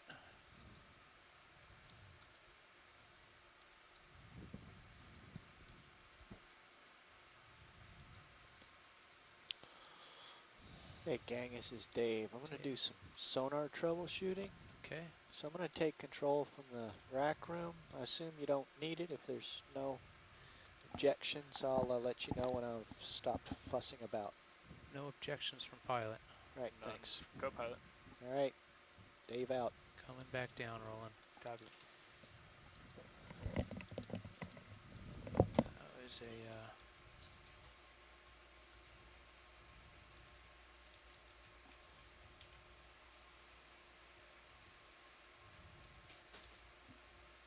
Perfect. Getting very close. Yeah, that's excellent. I can't imagine we're going to get much of a better shot than that. Yes, sir. So, well, they're trying now, aren't they? Back up a little. A little Yeah. barnacle on the outside of that one, too. I don't know if you can see it, but Yeah, he's growing on him. white barnacle. It's about the biggest barnacle I've ever seen. Are you happy with that one? Pushing out now. Yeah, very. I think Okay. that's as good as we can possibly get on that, I think. Okay, Should be good. able to work with it. Pretty Good. sure I can identify from that. Okay, we're happy Gotten on any science closer end, than guys. No. No. I think we're going to try to stay a little further out than that. I had a bit of an oscillation going on. I was having trouble keeping it really locked in. I don't know what was... Yeah, dude. You're not an auto depth anymore, right? No, in the head, I wasn't having trouble with heading. It was just up and down. It's pretty steady right there. That's pretty steady. If you want to take another in. I have a question for Jack Iridium. That's maximum. Go ahead. Jack, if you had a comparable shipwreck at these depths in the Gulf of Mexico, how much growth would you expect to see on it in terms of corals and sea fans?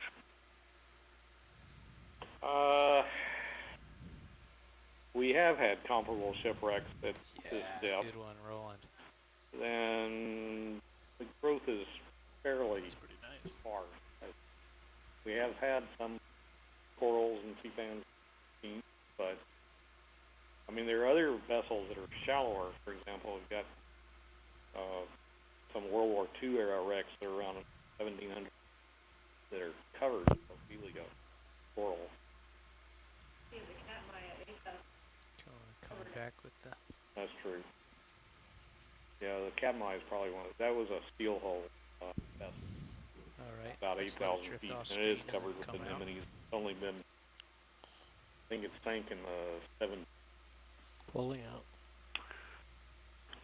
So just as a ballpark, that there is incrustation, there are colonizing organisms here, but James, not, Stephanie? it's not covered. Yeah, just go ahead and The float to organisms are the... not generally Which direction that can we big, go? So that's interesting. Both. Okay, to the left. Can we get a better look at that anemone that's right there? Pink? Yep. Yes, ma'am.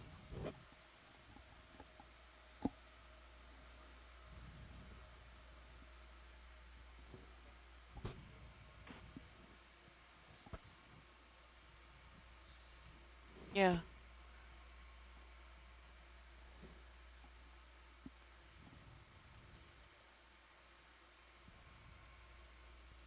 Okay. Okay, Roland. The morphology Just of the partial. petal there is And really try to rock interesting. it back And to the it's right you know, as it's it really stabilizes. convex outward on both sides. Really looks like it has been extruded from the seafloor or shallow subsea floor environment and then kind of frozen in place as it's been extruded. I think this anemone's sitting on some kind of dead coral or something. This is its pedal disc, or its foot. Yeah, I don't know if we're going to be able to get much out of him. I think that's the best we can do. That protrusion at the top is really just a result of whatever it's sitting on. I don't think that's morphological. How about the fish, guys? Can we get a better look at the fish after this?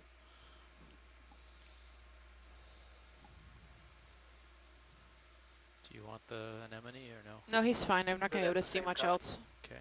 I can't idea it from that. Other sites do. Be okay, Chris? Yeah. Just checking. Good, good. Andrea, what do you need me to zoom in on to get a better idea of what species this is? Pushing in. Go ahead in, let it drift up into the center. Or can I?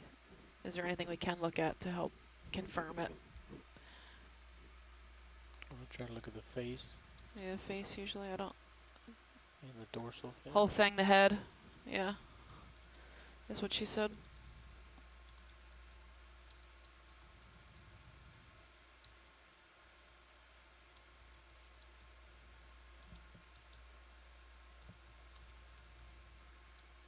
It is maximum zoom. Okay. We're at max zoom.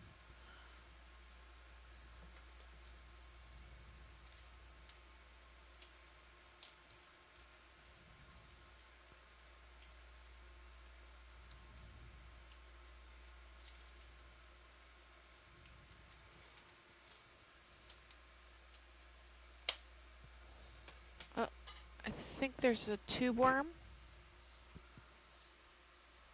We've got it.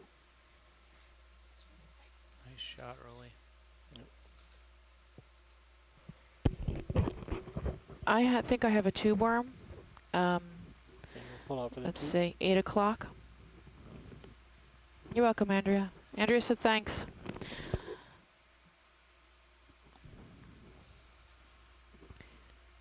Lower center. Tube. I need to back off a little bit. Pulling out wide. Full wide.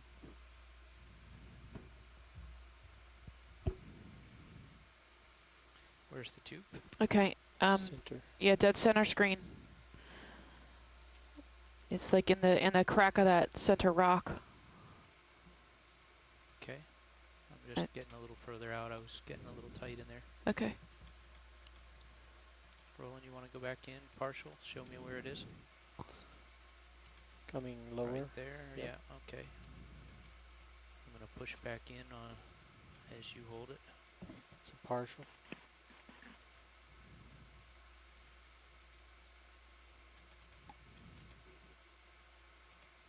Try to get a little better lighting on it. You want me to push in all the way? Let me get a little bit closer, Roland. Okay. Try to get the zen for keeping it in the center. Coming down a whisker. And tilt down a whisker.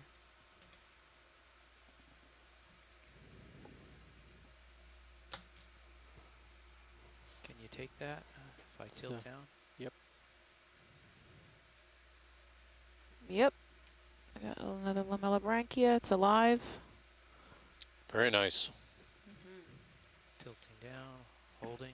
They are tucked in, aren't they? But they're tucked in overhangs. Jamie, is this white bacteria, do you think? It is maximum zoom. I can't answer that question. I have no idea. I don't think it. I think we've seen a number of different surface textures on this in quote outcrop. Could be bacteria colonizing in the vicinity of the same nutrient stream that is keeping these tube worms going. About So 327. Yeah, there's left like white hair. That's what I think it is. Bacterial mat. Thanks. could be. Okay, Rolly. Stephanie, can you tell if it's moving at all? It did move. Yeah. Yes, it did move. A little bit of movement. It did move. And then I think there's another one that might be dead exactly 12 o'clock from there. Tilting up. It's right. Yep. Just go ahead. And roll.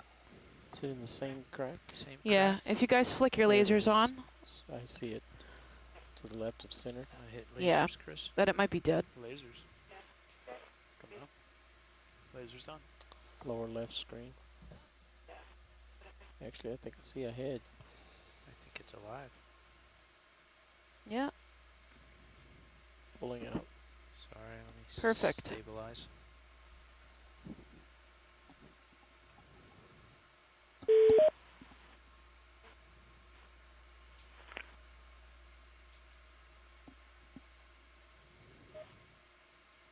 It's very interesting to see that bacterial mat around the edge of the asphalt where the tube worm is implanted, suggesting further that there's volatile hydrocarbons there. Yeah.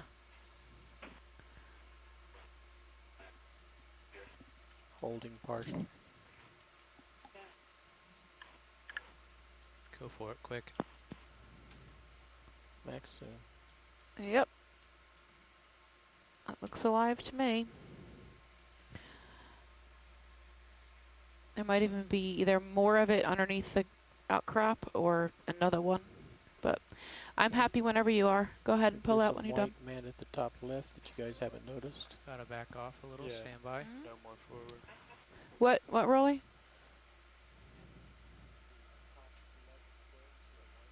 Oh, yeah, white. I'm not sure what that is. Do you know what he's talking about, Todd? No, I don't. Okay. Paying attention not Center. to get too close. Okay. Left of your lasers. Yeah, directly left of your The lasers. white little spot. That's white. Yeah. Next to the fishtail. Mm-hmm. Okay, just stand by one.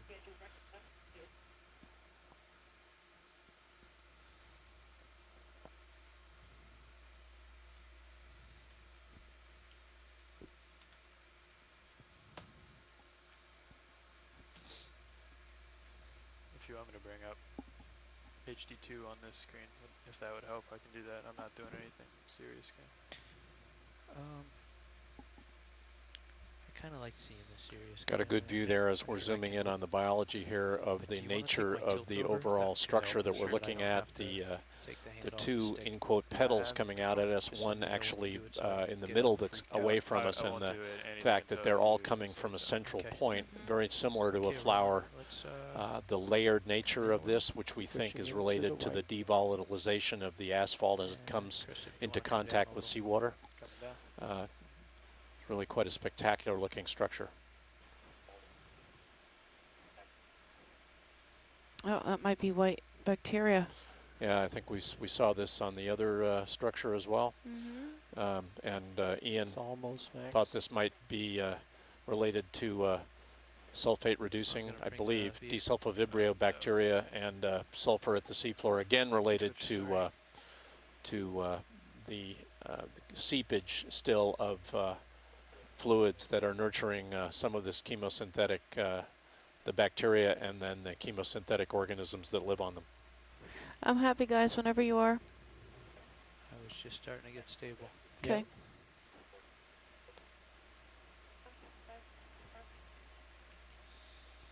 Nice shot of the coral. Bamboo coral, right? Yep. Okay, rolling. That is maximal. Maybe some more of those small copepods or crustaceans. So I'm not bright. sure what they are. Very reflective next to that black. Okay, backing off. Okay. Pulling out.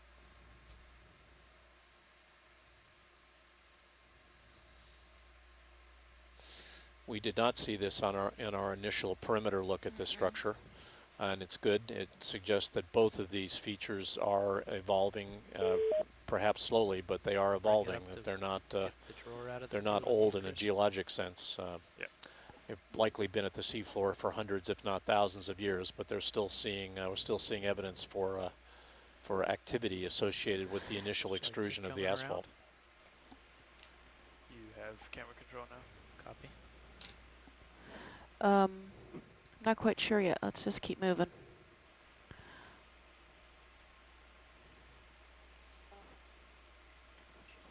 If anyone beachside had anything they wanted to look at again, just let me know. Lasers off. I'm pretty sure we saw this worm dead center screen already.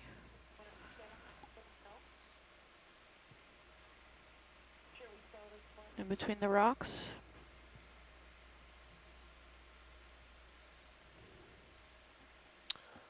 I think it might be good, Stephanie, if you're not getting any feedback, to get some zooms in under the underhangs here of these petals and Sure. look for features that are small.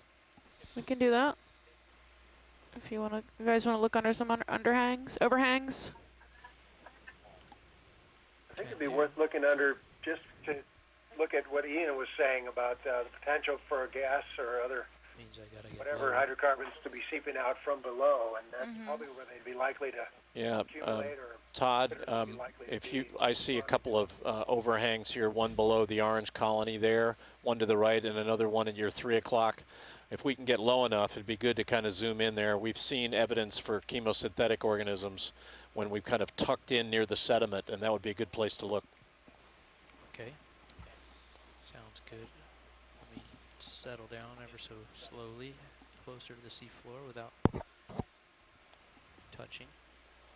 I assume we don't want to set down. If we can avoid it, yeah. Roland, do you want to go in there? Sure. Chris, do you want to bring the swing arms a little lower? Sure. Take it under the cave and I can brighten it up once I get in there. That's max zoom. Some barnacles on the edge.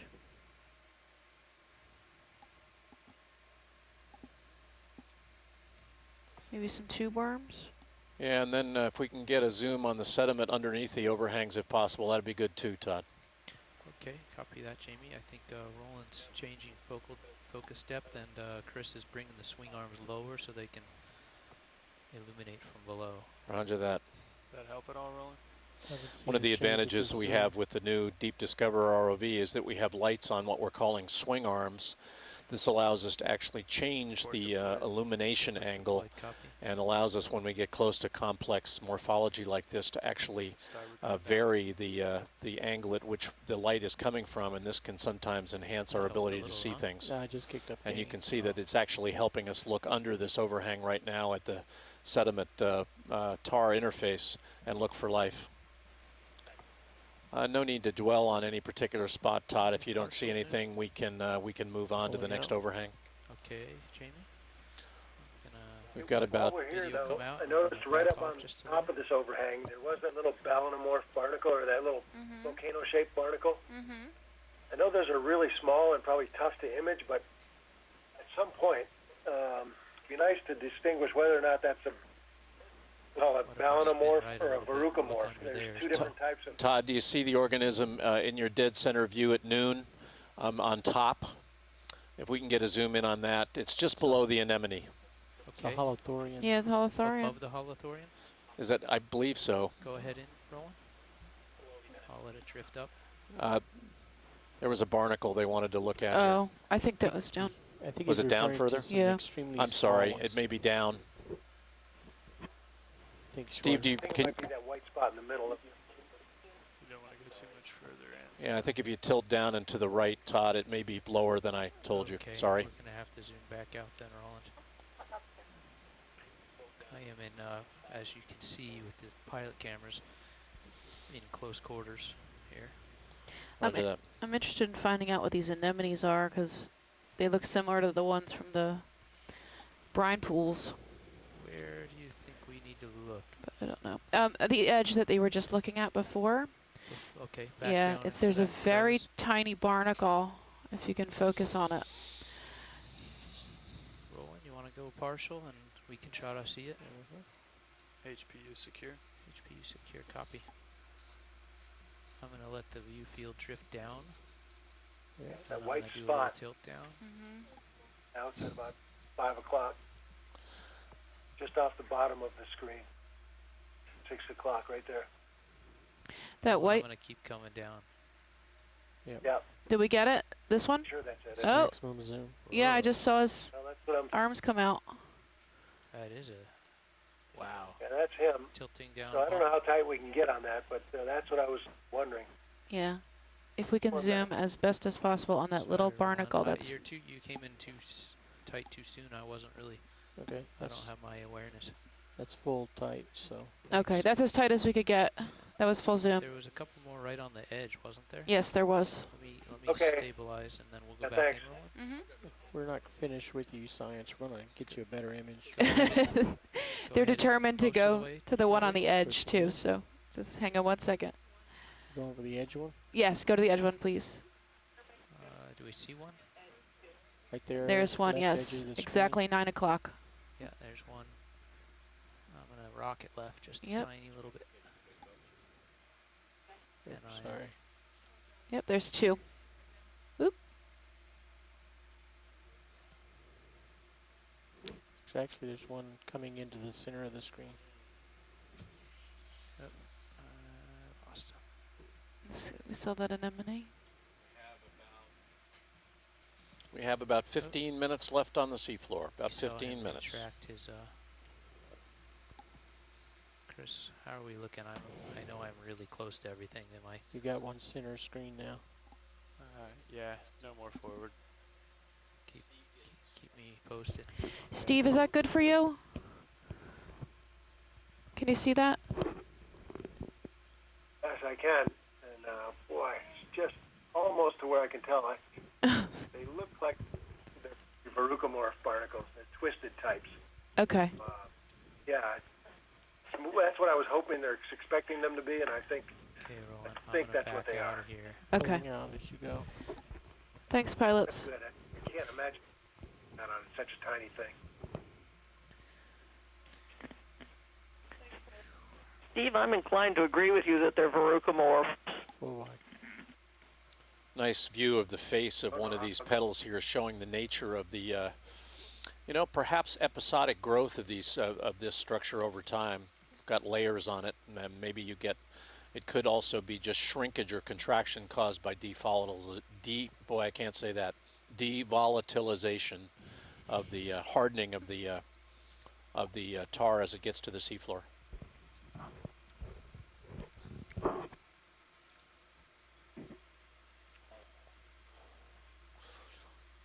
Look at other evidence for asphalt structures on the seafloor, the kind they've found further southwest here in the Abyssal Gulf, and they have textures a lot like the underwater extrusion of basalt. They've got ropey textures and broken, platey textures. It's amazing. And here we have petals, like the petals of Maybe a flower. If science isn't calling anything out the last 15 minutes, we can look down Yeah, at the if you center, looking for Have we white. gotten an image of that yellow sponge-looking thing? In Okay. Can we zoom in on the yellow sponge? Go ahead, Rolly.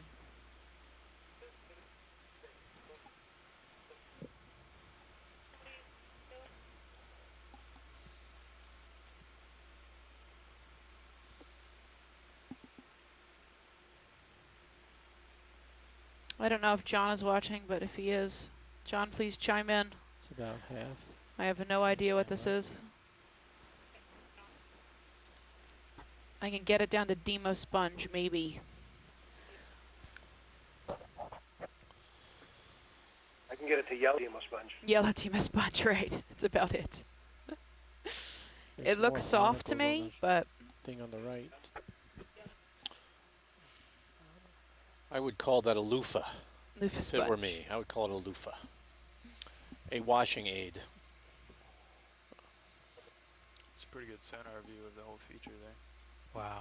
Yeah, look at that.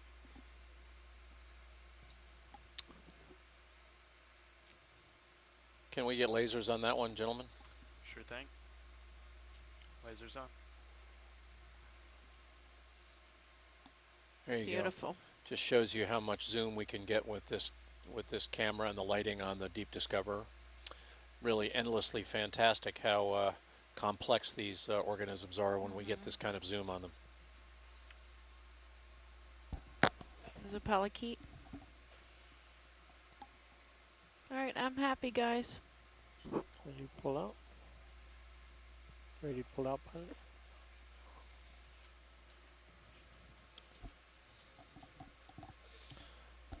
I think if we continue to slide left, Rolly. Todd, and look at overhangs for the remainder of the dive, another 5-10 minutes, or 10-15 minutes, that'd be great. Coming left. Copy that. There's your shot with the lasers. I didn't notice when we were doing the mosaic, Hold it there for a second. was it possible to see down the center of this one and whether or not we see the same kind of growth that we saw in the other feature with the bacteria? Steve, I didn't see any evidence here. We did get down to the sediment water interface, and it looked pretty clean here. I think we might be better off kind of sliding left and getting a better census of overhangs before we have to leave. Yeah, roger that. Sort of looking under the overhangs for whitish material. And I think this is a different kind of flytrap anemone in the bottom left.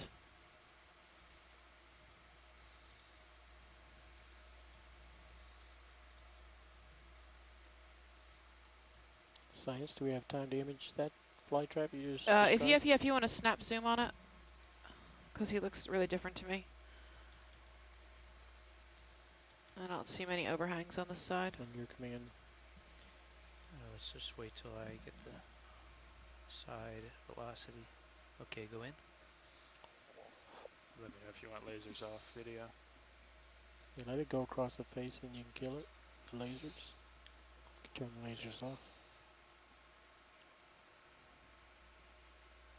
Oh, this one looks really different than the ones we've been seeing. Yeah, again, you know, the zooming power of the camera here is amazing. The degree to which we can see small internal structures is incredible.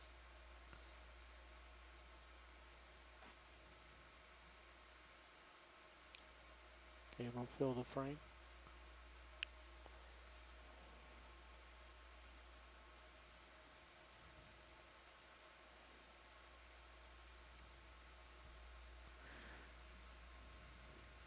There's also some coral behind it. Purple. Stolonifera.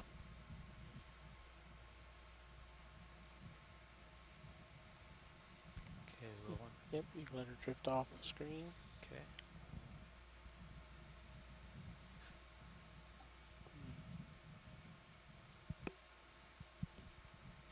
Pulling out.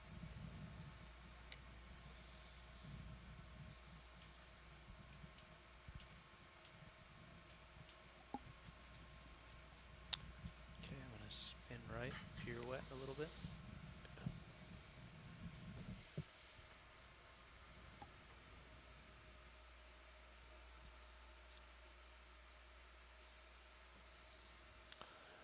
Yeah, it looks like there's a pretty good overhang in your, well, maybe it's just a shadow, but it could be an overhang in your 10 o'clock. We can take a look there if you can get over there.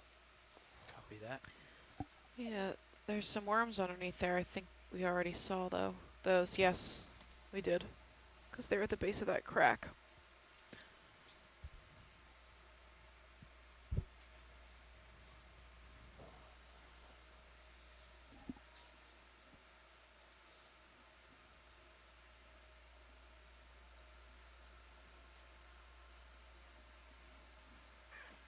Yeah, I don't know if you remember last time we looked at those tube worms, we saw something underneath that somebody thought might be a polyp. I think Bill did, but it was moving around. We never did get much of an image of it. Yeah. So That it might be another place to zoom again, see if that animal might have moved to where we could see it. Okay. We can do that next. Really spectacularly interesting geologic structure here. The bladiness of these petals, the way, you know, this primary extrusive structure that then looks geologically layered, but as Ian has told us, is more likely a result of just the contraction of this hydrocarbon as it hardens in result of the loss of volatiles in contact with seawater. Okay, rolling. Go for it. Yeah, another evidence for what we saw earlier, we think, is the potential methane staining or hydrate staining, frozen gas hydrate. Very small amounts of this, but again, evidence for leakage of fluid from near the sediment water interface of these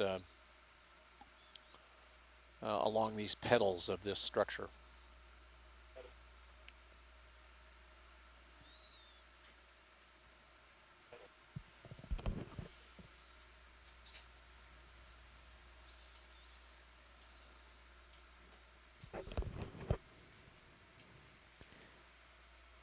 A tiny crinoid. Is that right? coral, Not yeah. a crinoid? Wow, amazing. It's teeny tiny. Something you would never see if you weren't zoomed in like that. Pilots, watch leads, just 5 minutes to All right. off bottom. Roger that, thank you. Seep with the, was that little seep behind it, this coral, the same one we videotaped before, or is that one we hadn't seen before? I don't think we've seen this one. I don't think we saw this one before. And guys, after you're done, if we can zoom out and go back to the tube worms in the crack, and that should be the last of it. Yes. Unless Jamie has some real tunes to go first. Nope. So the tube worms are going to be about 4 o'clock off screen. See them. I think I saw them. There they are. Pile of them down there.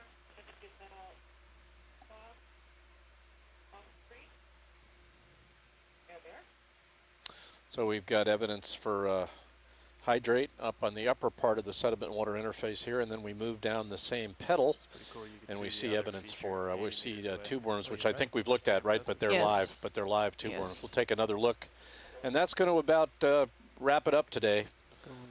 We appreciate again all of the participation from the beach. I think we want to go a little bit more. This will conclude dive 12, and I think it's fair to say it was a surprise. We started out thinking we were going to investigate a shipwreck, and we've been investigating asphalt extrusions at the seafloor, what we've been calling tar lilies today, 2 of them. Fabulously photogenic example of the interaction of hydrocarbons with the oceanic environment in the Gulf of Mexico.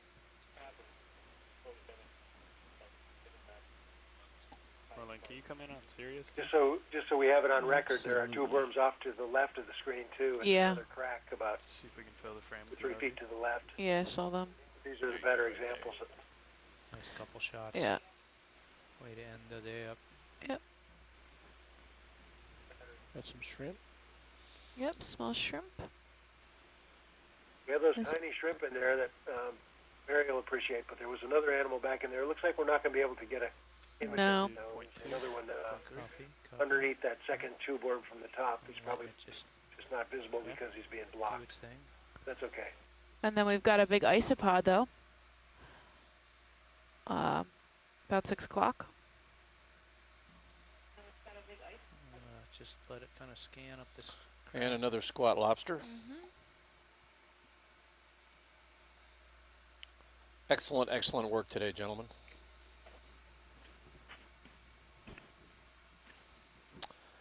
I'll have to take another look at those shrimp, but they also could be alvinocarids.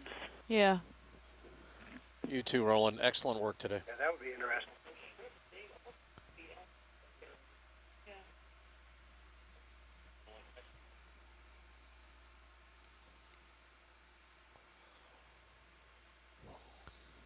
There's another serpulid worm.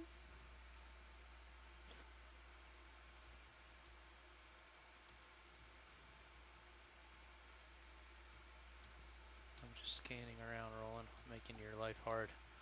No, I just love a good challenge. This gives me something to do. Right there.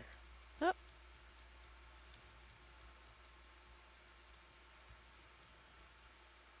Found a white thing in the sand. Yeah. White stalk.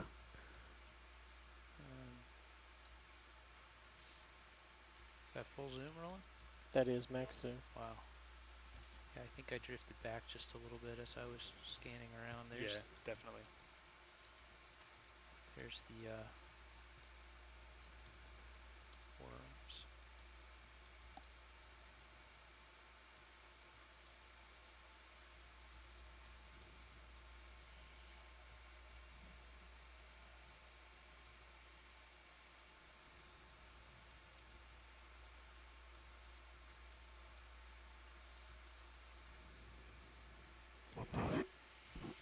We should get lasers on these as we pull out. You got them. Want to start pulling out? Pulling out.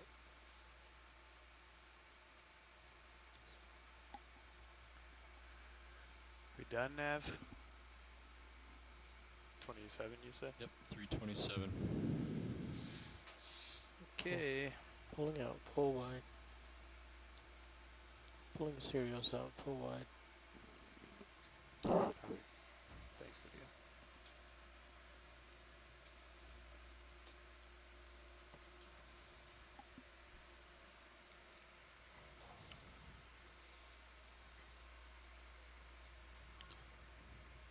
We're getting ready to get off the seafloor, everybody. Thanks again for visiting our tar lilies with us.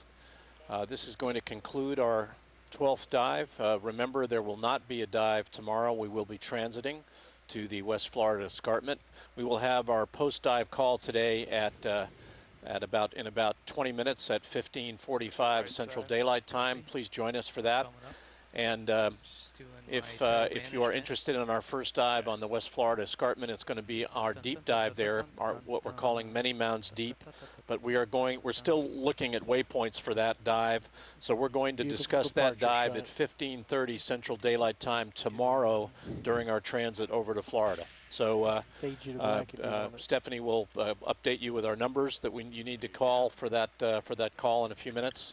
Thanks again. This is the Okeanos Explorer. Thanks, everybody. Just hold that roll, and I'm unwrapping the tether wrap, and I'm going to pull straight Best ahead shipwreck now. I've ever seen. Great ride. Thank you. Thanks for tuning in. It's okay, Jack. You'll get another dive someday on a shipwreck. So I'm going to go ahead and stow those arms while we can see them. Sure thing. Stowing.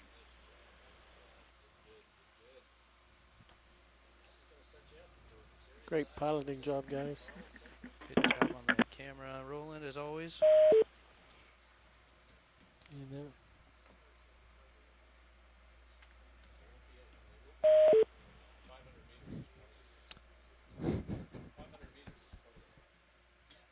I'm just coming up a few meters. You're still safe, okay? Copy. I'm going to go into auto depth just to hold it there.